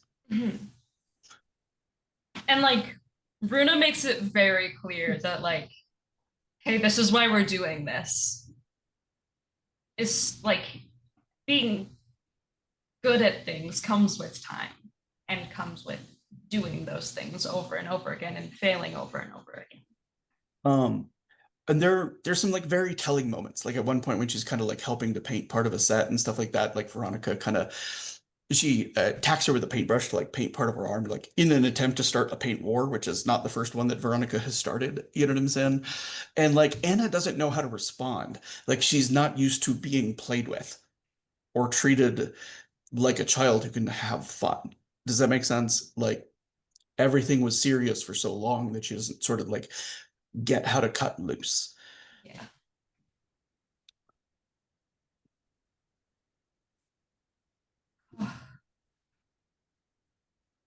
And Runa kind of just grabs a paintbrush, looks at Anna, and like attacks what Veronica? Yeah, Veronica. Thank God. Wearing a shirt at the time that she does it. Like whenever Anna is around, she's like, okay, something's on. And attacks Veronica with it. She's messing with you. And, yeah, and Get her Veronica back. goes into a full like betrayal, backstabbery, you know, like over the top acting. And then feigns her death and then immediately grabs another paintbrush and like chases after Runa with it. And it takes a while before Anna kind of like, oh, we're just like being silly and wasting paint and getting painted And with like the things that we've already painted. Yeah. and Runa's just going, Anna,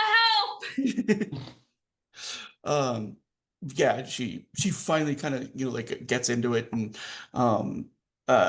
Veronica does like 3 different overly dramatic stage deaths when between fighting with Runa and then getting backstabbed by Anna and having a little like mock duel with her. And there's like a little moment of pride from Anna when she like manages to like swirl the paintbrush enough to like get it out of Veronica's hands and like disarm her.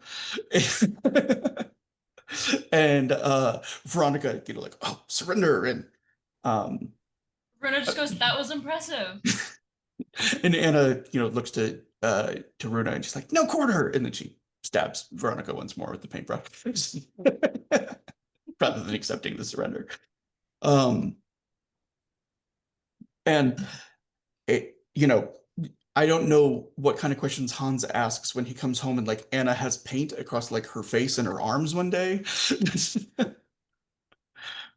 He knows she's been spending a lot of time with Runa though, right?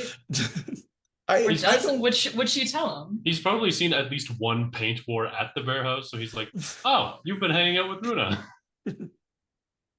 Yeah, and it's like a serious conversation that she's sort of like, yes, she's been teaching me some fighting and some captaining, and she kind of like blushes as she looks at the paint. She says, and painting?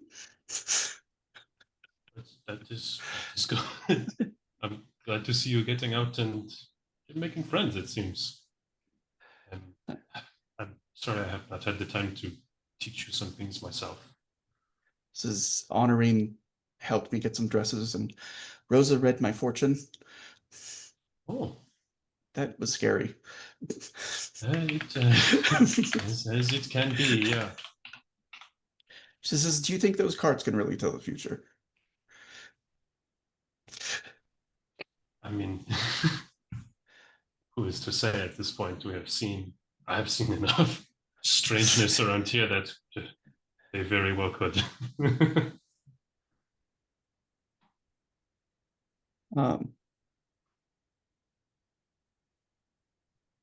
And she nods, and whatever whatever it was she saw during that reading, she keeps to herself. And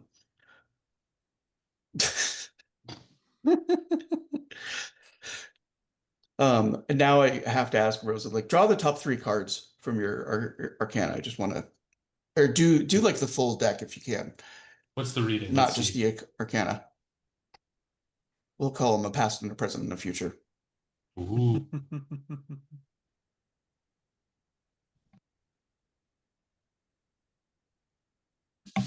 Don't have my full deck. For some reason, it's not showing up. It's only showing Major Arcana. Oh, I might not have made the full deck.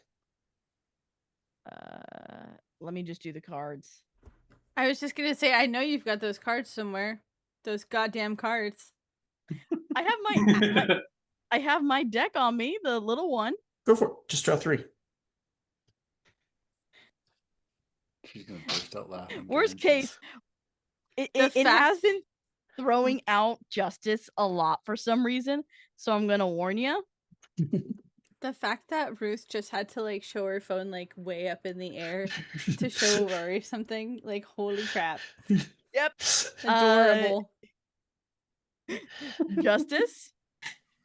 Oh man, fries do sound good. What is That's so bad. Strength. Strength the is other- Hans's card. So And then the other card that it keeps chucking out at The me devil. is the devil. This is Oh. Rosa. So if that's a past, present, and future, then that's like the justice in the past is probably all of the trauma from the Imperator and the death and everything like that. Hans being her present makes a lot of sense in that he's sort of overshadowing everything in her life right now by virtue of like what's happening with him, and then a transformation in her future by virtue of the devil. Is that about accurate? Yeah. That makes a lot of sense. And Rosa I'm would so not proud have- I did that off the cuff, by the way. That's impressive. Hey! That was. And Rosa would not have used her magic once, mind you. Yeah, I think it's like just the environment that like Anna is not used to anything like the inside of like a tarot shop. You know what I'm saying? And Estrega doing her business, she's sort of like, this is strange. So, um, so I think that's actually a good point to kind of like cut there to actually like the point where Anna was in Rosa's shop. And she's kind of come in at like the end of the day and um the you know, she's a little like thoughtful about it. Like you can tell it's like one of those things she's doing the processing of like, one, do I believe in this?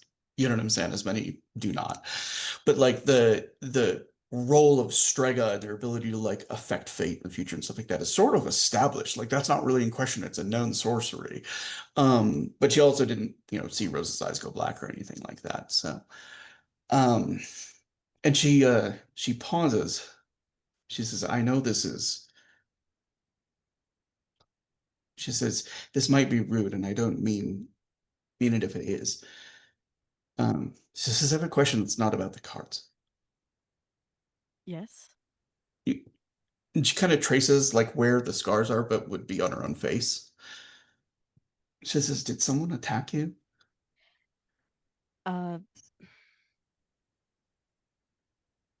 They tried to kill me, yes, as a child. She says, and you don't hide them. I used to, not anymore. What made you change?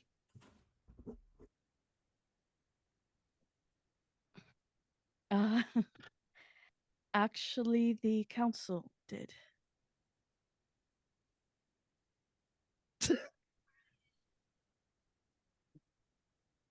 Um,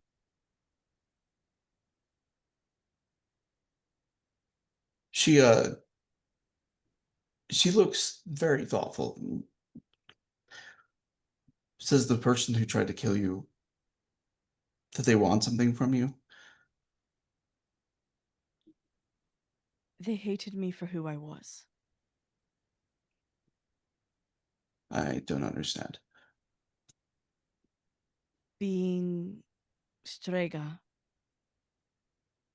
in Vodachi is both a gift and a curse. There are those of you who expect for you to always have answers and do as they please at a moment's notice, and yet at the same time the church is screaming at you that even this single bit of usage of your magic is heresy and evil.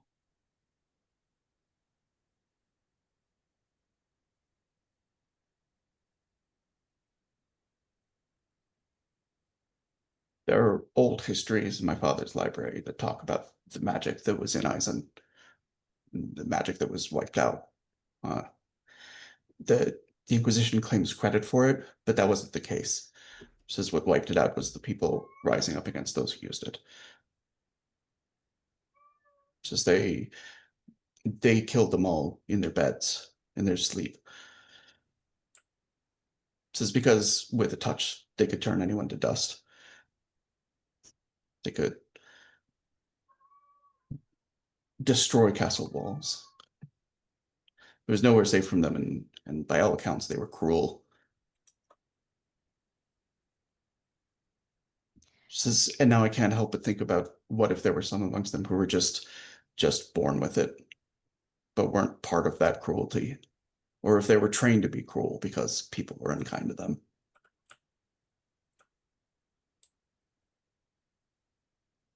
I don't know. I was born into it. But there was a time, even for me, that what I can do almost controlled me. Do you think that can happen? Do you think your magic can control you? I try not to.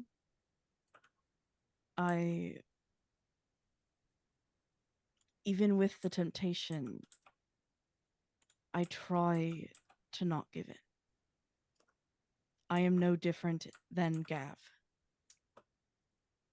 So why does my abilities make me so much more powerful? It isn't fair.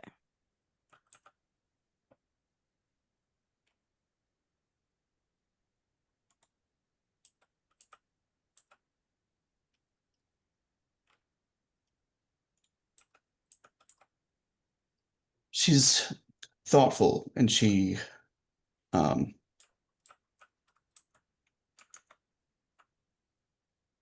she kind of, do you want to know a secret? Sure. And she like goes to her cloak and she opens like the cloak pin. Um, and she takes it off, and the cloak pin is just sort of like a normal, you know what I'm saying? But like she very carefully unfolds the pin that actually closes into the back of it.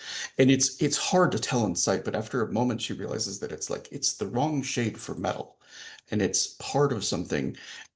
It was part of something, but now that what remains is the little needle at the back of the pin that would have locked it in place, and that's made of Draconizing. Hmm. She says, I stole this when I was young. This is from something in my father's armory. Says it was a symbol to announce one as nobility, and I had nothing to prove that I was noble, and I wanted something that proved it.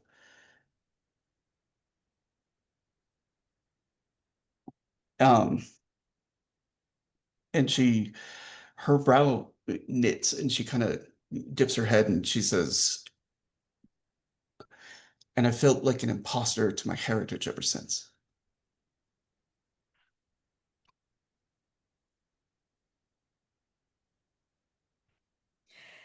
There's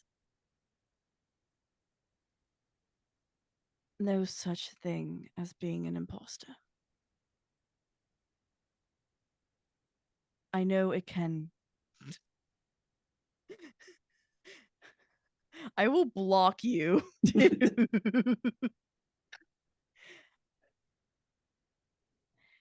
I mean,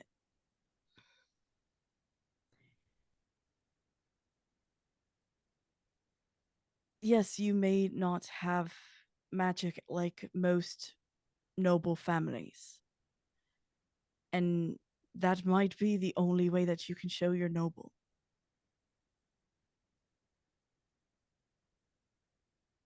That's Besides, just the thing. The Draconizing is our magic. It's our proof of. exactly. If I never saw another strand again, never turned my eyes black, would you think of me as a Strega? I don't know. It's already hard now because I picture those veils with all the spider webs. She says there was one that came to the court when I was young, and I hid under my bed for days after she came. Our traditional dress is terrifying, and I never thought I would be terrified of somebody named Beatrice. And like that name means something to Rosa. Beatrice Caligari is widely considered one of the most powerful Strega in existence. she's And going to so try and look as chill as she can, but inside she's going, oh shit. Oh shit. Here's the other thing that Anna does not realize that she's accidentally given away is that Beatrice Caligari only travels to the courts of like emperors and kings at requests at specific like functions like the birth of a child or something like that. So like to have Beatrice Caligari in her court meant that her court was not some minor noble court of Isaac.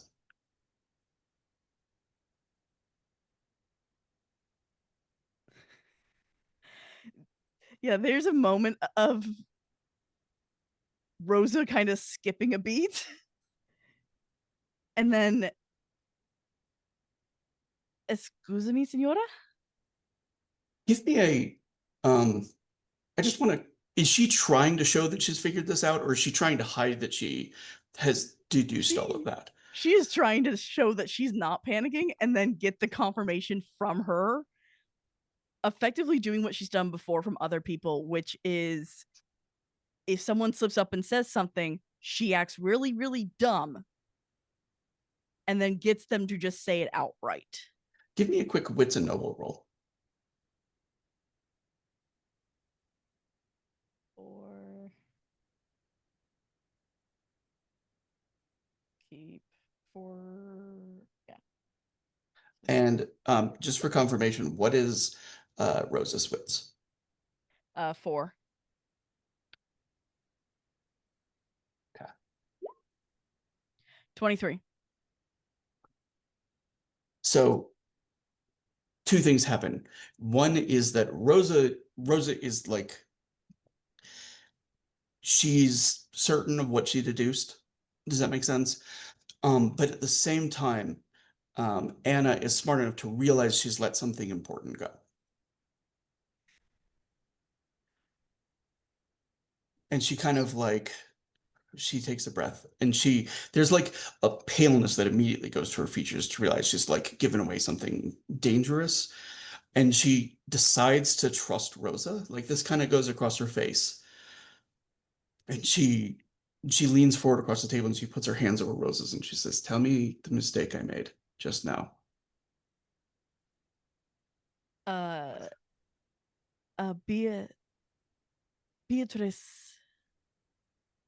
Beatrice is not part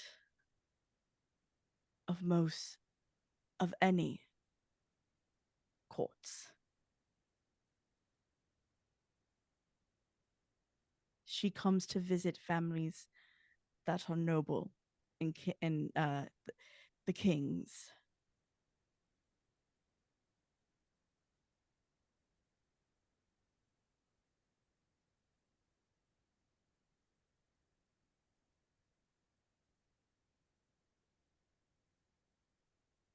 She came to the court because my brother had died. And because the king wanted to know, or because my father wanted to know that he was dead. He needed to know. And so he called for a favor and she arrived. He had not explained over a letter what it was. And she said that there was no way for her to offer proof that he was gone. That she said that she would need to see him in proximity to see a thread between two people, and the dead do not have threads. But also those out of eyesight do not have threads. Am I correct? It was years ago. See, that is correct. So she offered to do a reading instead. And I was not present for it, but I know my father was shaken after.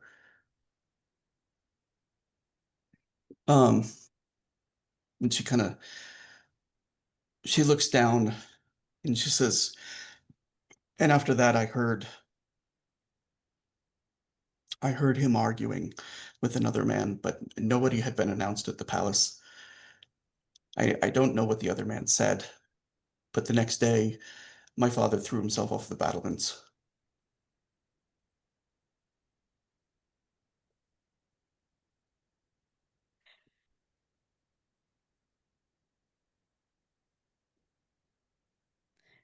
Player has thoughts, and I think Rose is thinking the same thing of a life for a life.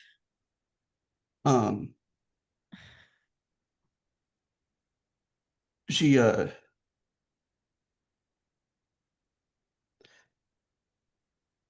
Because Rose has met Shadow Man once, I want to say. yeah, with the kind of like spirit space with Honorine. Mm-hmm. But she she says, I saw the man who spoke to my father when he was leaving. Says hooded and elderly, leaning on a cane.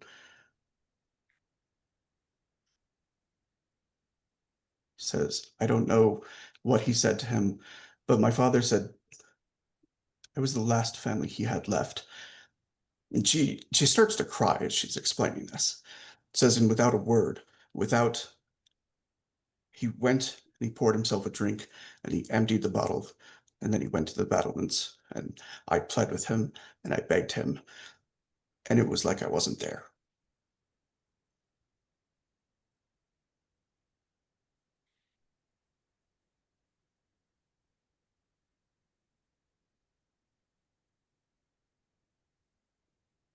Rose is going to just kind of. Rose is going to pull her into a hug. Yeah. And she fully starts to break down, fully starts to like cry about it, about this like moment where within the span of weeks she lost her brother and her father. Um, and uh, she just, you think it's the first time she's like really let this go. It's something like a pain she's just held on to for years. Um, and uh, she kind of like, she sniffles and she rubs her nose and she's like, I don't think I like card readings very much. Nothing personal. Sometimes we hear what we need to hear and learn what we need to learn.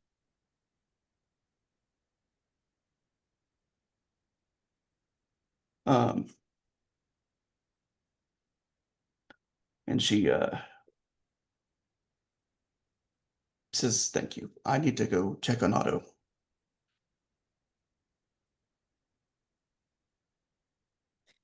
And just as Rosa closes the door, I am going to have to talk to your brother. Like, this is out of earshot of Anna, but Hans is on her list to talk to now, because what? We are with limited time and we still have yet to see Len. So Oh, yeah. I'm gonna is Rosa gonna like talk to Len before about all of this, or is she Oh, gonna go to yes. Hans first? Oh, no, she's going to Len first. Okay. Um uh so closes up her shop. um and so what is Len up to during this time? Len is probably taking some opportunities to not be a fucking owl for a while. Since that's apparently been his life for the last month or so. So he's probably either modeling for a drawing or just chilling with the cats. I think he's so having flown as much as he has, he the first time he's kind of like seen himself in a mirror, like looking at the backside for once, it wasn't the ass of Usura that like his gaze went to, is the fact that his like shoulders are now getting the kind of like muscular development from flying as much as he has been. That's all in like the shoulder blades and definition and stuff like that, that it's like starting to look a little bit disproportionate if he doesn't start hitting weights for the front more often. He's like He's a Dorito shaped. I was just gonna say that. Yeah, Um, okay, he'll probably work on that too. Spear work and trying to get a whole body workout instead of just but yeah, I think with all of the flying, he's like the opposite of Hans's leg day. Um, so we'll have Rosa kind of come in on like, a small moment of vanity of like Len in his home, like working with the weights to kind of even out the development a little bit. oh wow. And knocked her out of frame. We did. Yeah, That's There was right. too Dorito much was so blushing. shocking. Drink it in. It's all right.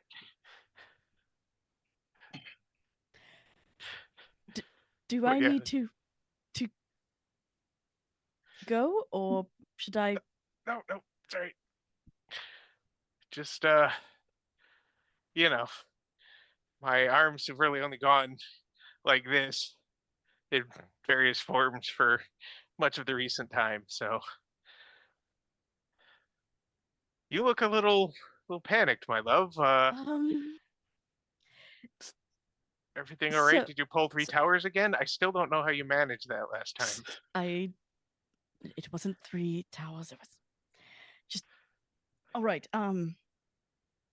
Tower Wheel of Change of Devil together or Legion together are never fun to see, but has Hans ever talked to you about his past? No. No, the men of the council, by and large, have all been kind of reluctant to really share their innermost feelings with each other because we're all violent men in our own way, and that doesn't come easily. So, like, there's been a lot of superficial conversation, and I know I've seen Hans check out some, very well sculpted male asses before, so I've got my speculations, but um, all in all, no, I know he died. I know he was resurrected by the Scott man and owes him some things, and that which is a deep thing to know. But I have a feeling you have something else on your mind. Anna came by for a reading, and she let slip. And I'm going to get the last name wrong because I don't remember. Reifenstahl. Not Reifenstahl, the name of the Strega. Caligari. Beatrice Caligari. That Beatrice Caligari was in her family's service. Visited her court. Or visited her court. It's a very different thing to be in service, especially as Yeah. a Strega. I've been trying to learn about your vocation and the history, but that name really just doesn't mean anything to me right now. She's a world-renowned Strega. She would have only worked for the. And I'm so scared I'm gonna get it wrong because it's Imperator and then the other.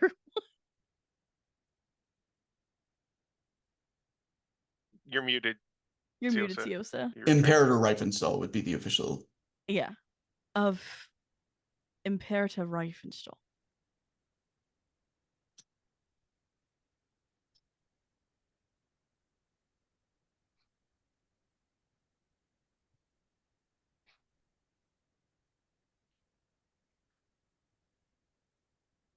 Processing. Thank you. I'm so glad that someone else had this moment like I did. Do you think anybody else knows? Quite possibly, but I don't know who else would know. Well, I have a feeling maybe we should have a conversation with Hans and Anna quietly then. Um, I corrected Hans her is our on it so friend, that she so didn't tell anyone else. yeah. But she might still slip up. She's a kid. She's been through a lot, and Hans should be prepared for that. And he should know that somebody on the council knows. Agreed. And then we might have to yell at him for not imperatoring, maybe solving some of this mess. God love the man, but That's why I asked if you knew anything about his past. That might answer why he hasn't stepped up.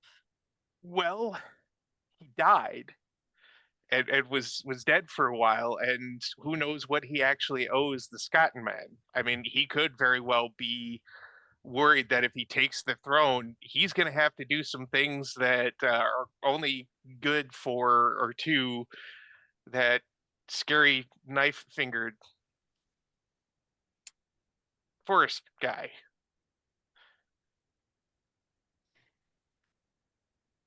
I don't know. That's why I figured And we could bring it to him. yeah, no, we should definitely talk to him about this. But I would also, it could be he just doesn't want to. I wouldn't want that life. I mean, that's like suddenly having the weight of the entire continent on your shoulders. Um, that's terrifying. I know I am not up to that task.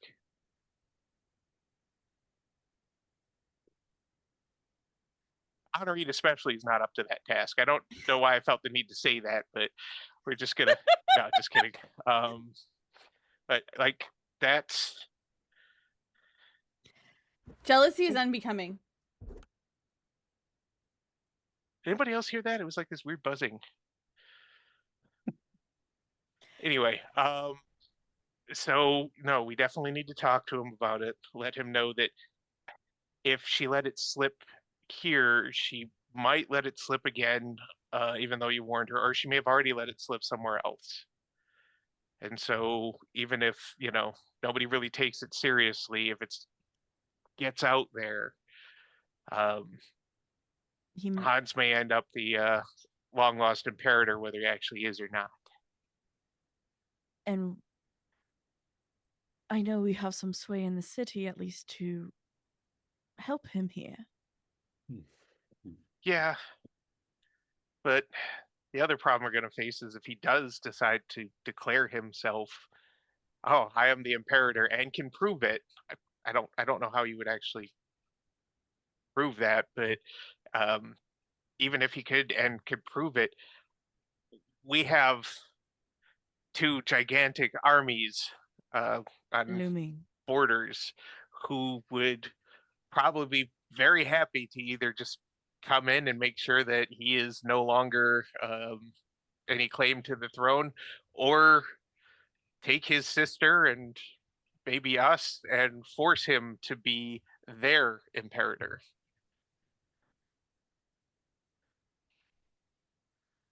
I don't know. I just think we need to bring this to Hans as soon as we can. Yeah. Well, he never sleeps, so do you want to just go brace him about this now, or do you He want to try doesn't and tackle sleep? it in the morning? No. No, that man looks like he could nap for a month and still be lacking sleep. Gav gave him a pillow for Christmas. Yeah. I gave him the special sleeping pillow. Um, so yeah, let's if you're feeling up to it, and Anna should probably be home with him at this point. So let's Alright, stop and maybe grab some dinner and show up as unexpected dinner guests.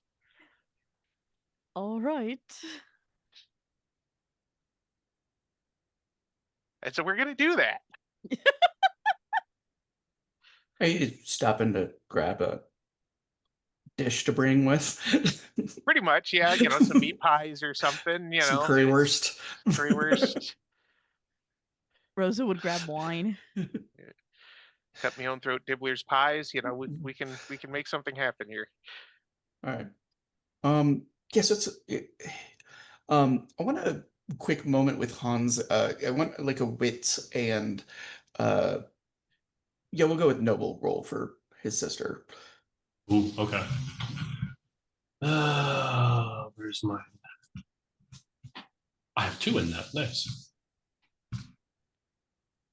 You said wits? Yep. Got it. He's gonna get a free raise on this because it's his sister, and even though they've been parted for a long time. Free raise is +5? Yeah. That's 26 total. Okay. He knows that his sister is chewing on something, and like it's in like when she would break something and like would work up the nerve to like admit it. Does that make sense? Like that's very much the energy that's going on of like I, knocked over your favorite vase and broke it, and that's why you can't find it. It's not being cleaned.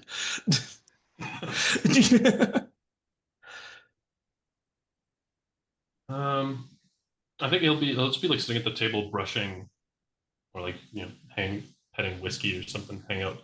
Speaking of whiskey, actually, how long has it been since he got the pup? How big is she now? I think he's like a good 6 months along. So like I think I think all of those dogs are like now These like dogs are halfway huge. to their full size. These dogs are already pretty big then. Okay. Yeah. Still babies. Whiskey he's at least also not like 100% energy now. Like he does kind of tire out at some point. He usually goes and flops on Otto's feet and stuff like that. And so Anna is busy giving Otto like a full manicure.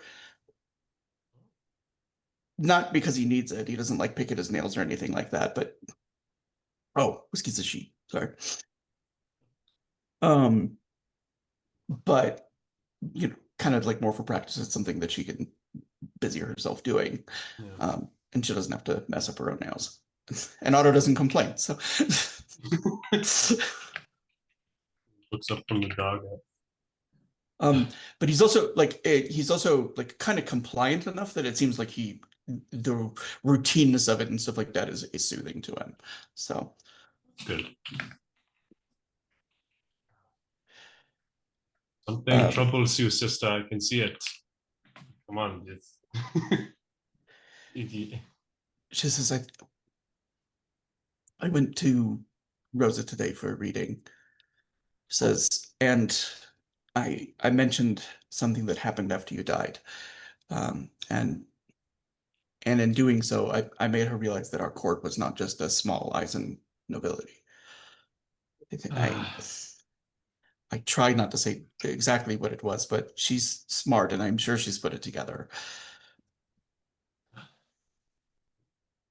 She was going to find out sooner or later anyways.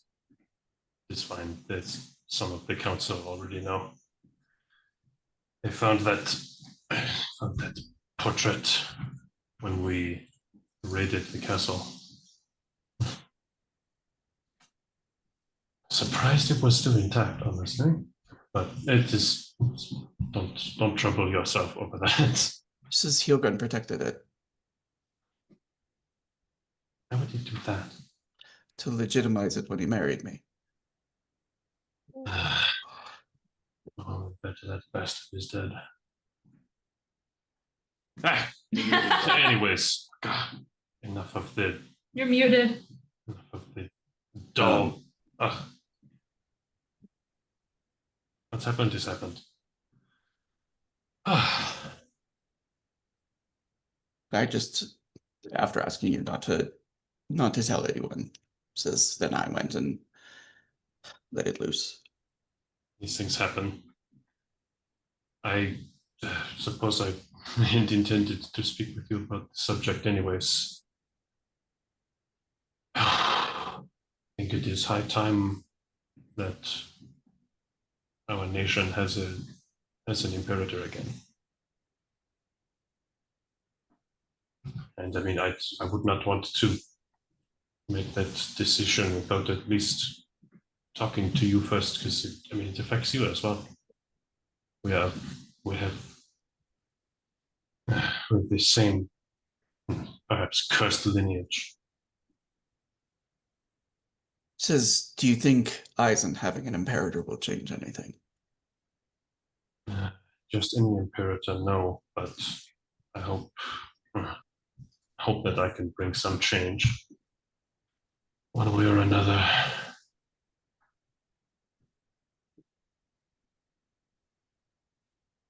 Says without backing from people, she says it just puts a target on you.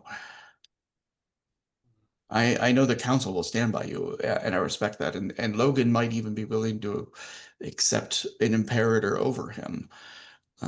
He doesn't seem like he is too concerned with the power that he has. Yeah, I Says, have faith that Logan would be accepting of it, yeah. says what, Seeger and Posen? Says there's no Heelgren left. Says Von Wish is. She kind of raises her hands, like whether he'd even be like an ally or not, it is uncertain to her. She says Von Wish is irrelevant ultimately. Effectively. Says, which means the only possible ally that you might have in all of this is Fischler, and he doesn't seem like a particularly powerful prince. Not compared to Seeger or Posen. He has his own strengths, and some that could be quite useful to us right now. As for Seeger and Posen, favor with them is a long dead possibility anyways.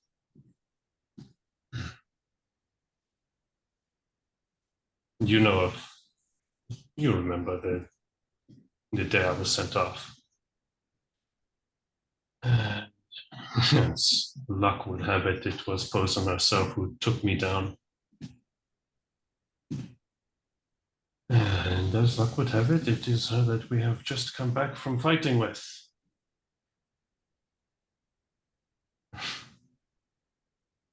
I don't think she will hesitate to stand against you. She would stand against Freeburg Imperator or not.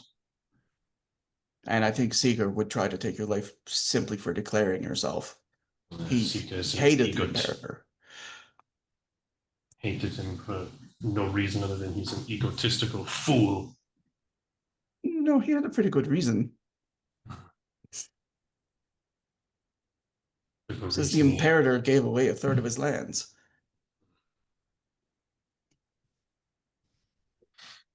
This is possibly the one brave thing Fata ever did.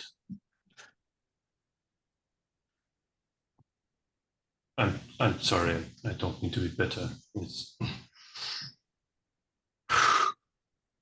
I'm sorry. She says it's not bitterness. She says that worries me. She says, I saw father make emotional choices one after another. Everything was about his pride or an assault upon his lineage or his legacy. It was never about Eisen. He was Eisen as far as he was concerned.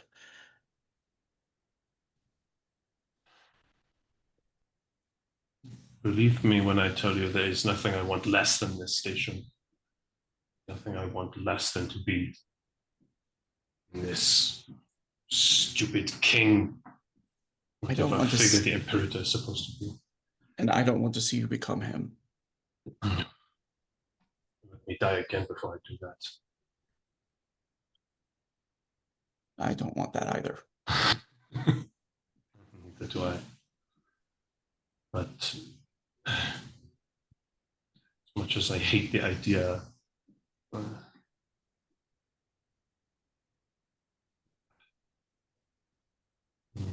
something is to be found out sooner or later anyways. Whether or not I out myself, Posen is coming to take what she thinks is rightfully hers, and Seeger is coming to take what he thinks is rightfully his. And at the very least, the title could give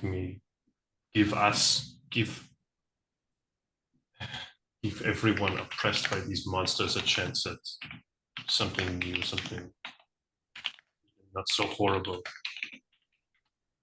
And I think Let's, at that point there's the knock on the door, and Anna kind of like rises and she puts her hands on Hans's like arms, like, and kind of stills him mid-pace around the living room where there's probably, I think, like a tract in like the wood, you know what I'm saying, from like him, whatever he's Definitely. thinking, and you know what I'm saying. Um, and she just stills him and then goes to the door. And opens it and kind of, her smile is like watery. It's not that she's not happy to see Rosa and Len, but she's expecting them to be there. And um and she knows what's coming, and there's just like a lot of feelings associated with it. Does that make sense? She's like, come in. ah, We Rosa, brought Len, food. welcome. Come in. Come in.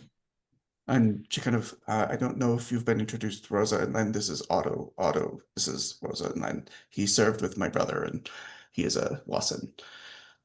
So he will not repeat anything we say. Well,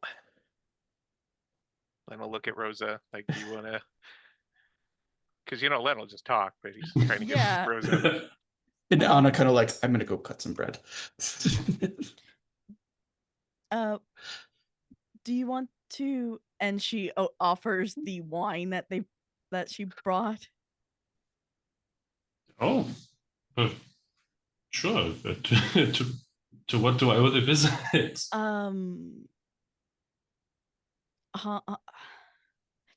I know your sister did not mean to tell me,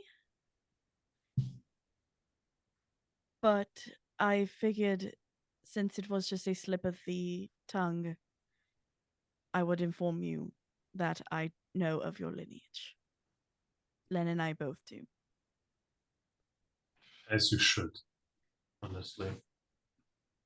And you couldn't just, being captain of the guard wasn't enough for you. Then you had to be commander of the city. Now you're imperator of the whole continent. Talk about overachieving. Gives him a like. I'm just assuming they have stepped inside on the doors well Yes. into the closed room. Yeah. Oh, yes. Okay. Oh, yeah. I just need to verify.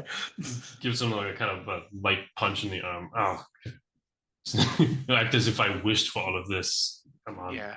No, I have no doubt you would have been happy just being captain for the rest of your days. Not have been so bad. But come, sit.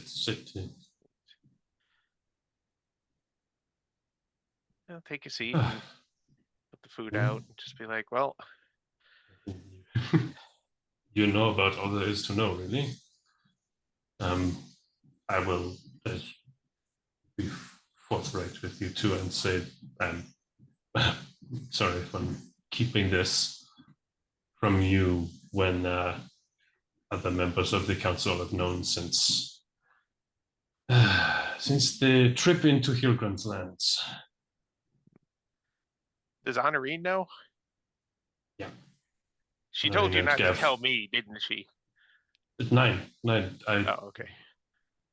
She's losing her No, step then. the honoree knows. There's a very obvious look of, yeah, all right, big sister's gonna come out. There's been a thing I've wrestled with since that day. Yeah. But I appreciate the two of you thinking of me, thinking of my safety at least, to tell me. Yeah. We're not going to out you, but if you do decide to take that step, you've got our support for whatever it's worth. Yeah, I was just speaking with Anna about that exact thing, actually. As much as I dread the idea, I think it is high time something must be done. It is your choice, though. If you do not want to do it, we will stand with you and protect this secret.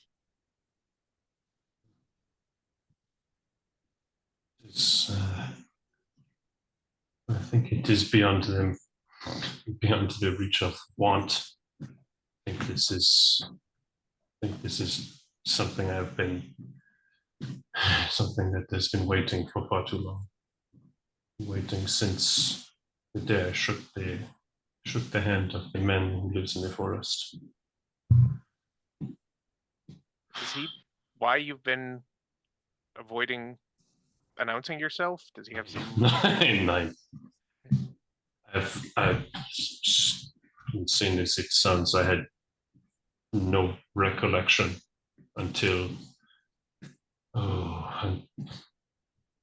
until that strange dinner under the sea. Actually, Oh yeah, funny. that was a It's a lot weird of time in unexpected general. things came out of that. Oof. Let's see.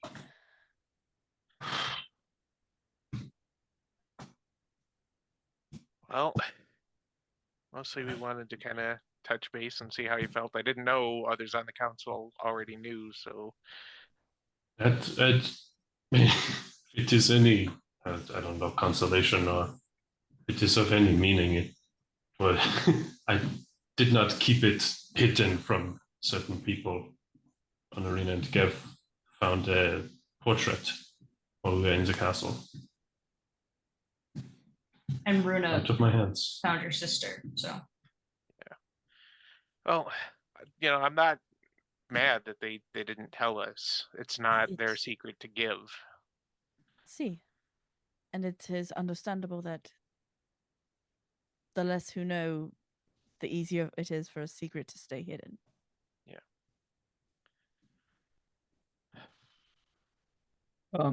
Anna's voice is soft, but she interjects at that moment. She says, I also should say that after I was rescued, the first thing I asked Hans to do was not to announce it. Which is also understandable. You just got him back. Yeah, She believe me, says- neither of us wanted to. Neither of us wanted that out. She says, Hilgrun kept me because I was a Reifenstahl. It is why I was alive. It's why I was protected, so that he could wed me and have claim over all the Ryzen. I'm so glad he melted. Yeah, no kidding. Not happen to anyone nicer. But, I also don't blame you for wanting to have some time to get used to being free of Hilgren and to just spend some time just being a sister to a brother. Says it was the first time I was not a prisoner of the palace since I was born. Yeah, you definitely fit in with this group.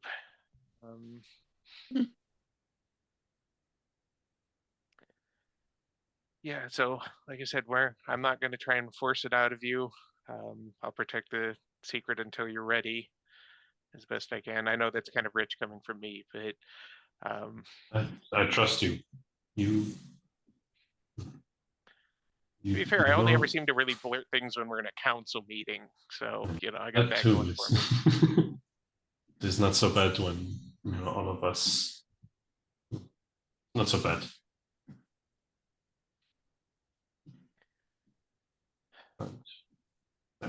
She says if you are intent on telling someone, if you are intent on this course, the first that you should speak to is the Nibelungen.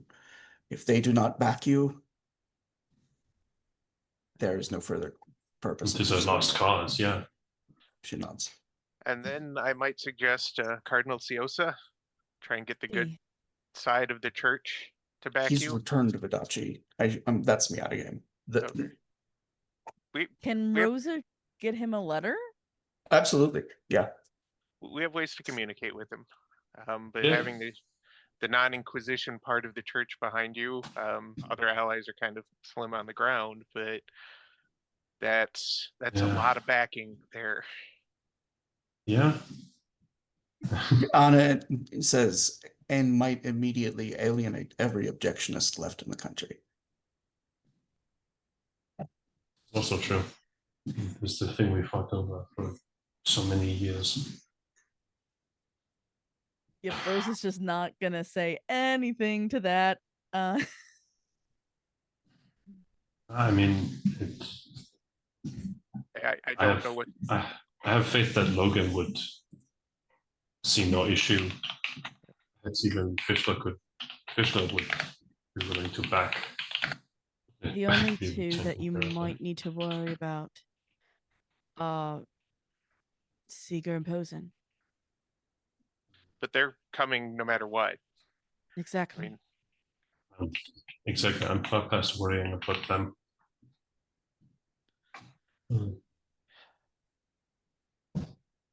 The two of them are part of the reason I feel it this time. They may not bend the knee, certainly, but you're a better choice than either of them. and order is the thing. The way of things is the foundation of this nation. As much as they may hate it, they may not have a choice sooner or later. Yeah. If we could get the actual Gaius on the throne of Asura, we could maybe make some moves, but we don't have anything that we need for that. At least currently. Anna's brow knits. Just kind of like deep in thought about something. But having she- the oh, sorry. She says, "There's a false Gaius on the throne of Usura, Yes. and a deposed Emperor Imonte, Yes. See. and no Imperator in Isen.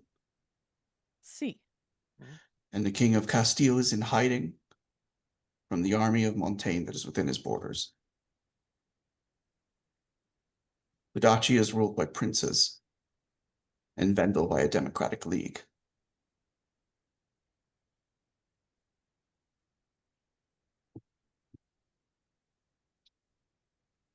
Yeah.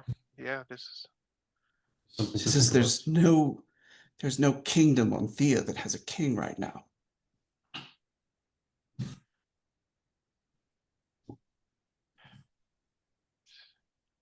The center is rotted.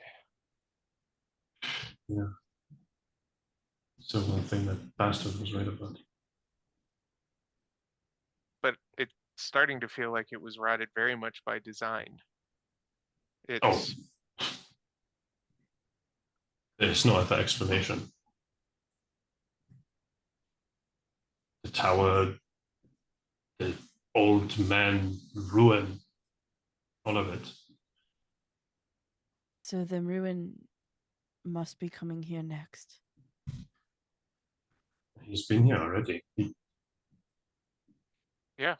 Vilma said he was. Anna looks puzzled as they're talking about ruin. Len is actually going to very smartly this time just look at Hans and kind of arch an eyebrow. Like, do we tell her about the evil incarnation? We need to talk to Runa.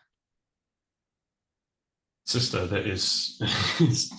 So you are not confused. You have as much a right to know this as any of us. There's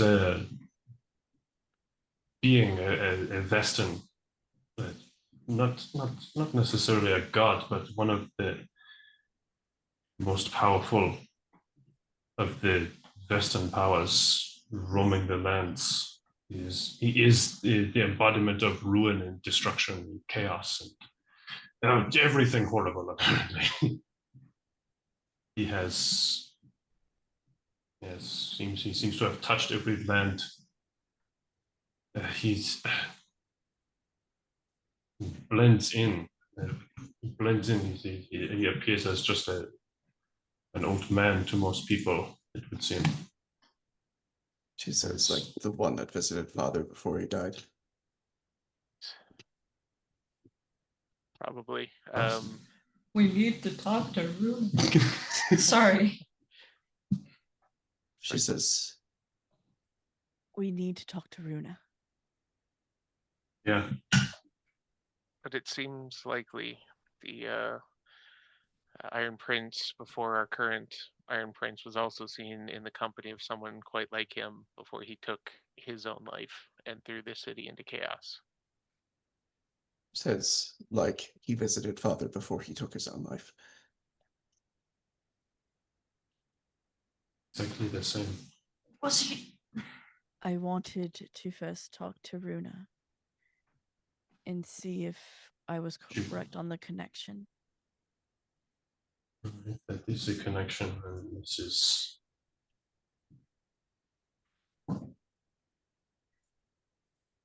actually even worse on that hand than I thought. She kind of rises and picks up a cloak and puts it on.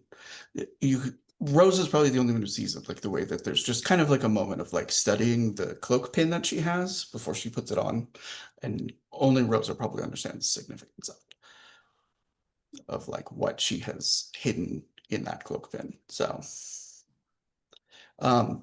we are going to drop the curtain here because this is going to be I feel like it's as close as we can get to like not a cliffhanger. I know Ruth, I'm very sorry. I know you're going to be chewing on this all week. He's not sorry. No, I He have wants my you. burning question is for after session. Okay. I'm just And connecting some dots here. sure. So I'm gonna go ahead. Let's do so I'm gonna give Hans and Honorine both a drum for the part that happened earlier, but I still would like 2 nominations for role playing. Hans and Honorine. I was gonna say Honorine, yeah. I hate to Honorine double up. and- They had a great scene together. I'd be willing to throw a vote for Rosa as well for the tarot thing, because that was very significant. Also, that's very significant. The heart of the cards was with us tonight. Yeah, the cards definitely. They were with something. Yeah. So I'll do These are 3 not all tonight. bad. I'll do 3 tonight. They didn't throw 3 towers for once. So I'll do 3 tonight. And I might be doing 3 more often going forward because we do have like 8 players, and so but I do this mostly so that people can really acknowledge the things that they like, you know what I'm saying, the things that stood out for them in the session. And so I just saw a picture of what a grown whiskey looks like. So let's do that. I'm going to go ahead and read this out because it's late and I got to fly in the morning. So I'm going to stick around for some questions, but I'm not going to be too long. So Flappy. thank you for everyone watching. everyone. Yeah. Thank you for everyone watching us on YouTube or live on Twitch. Audience participation always means the world to us. And if you're on YouTube, smash the like, hit the subscribe, make a comment in the down below. Here at Dirty 20, we always set out with the same call to action. Be nice. Be kind when you have the spoons, but even when you're not, be nice. Be nice to strangers, be nice to family, be nice to your loved ones, and be nice to yourself. And I just want to say one more thing on that. Like, in the world that we're in right now, community is more important than anything. Having bonds with people is more important than anything. If the nice thing you can do is to check on the people in your orbit that you care about, just check on the people. Let them know that you're thinking about them. So thank you for coming on this journey with us. We'll see you next Sunday. Bye. Good night. Good night.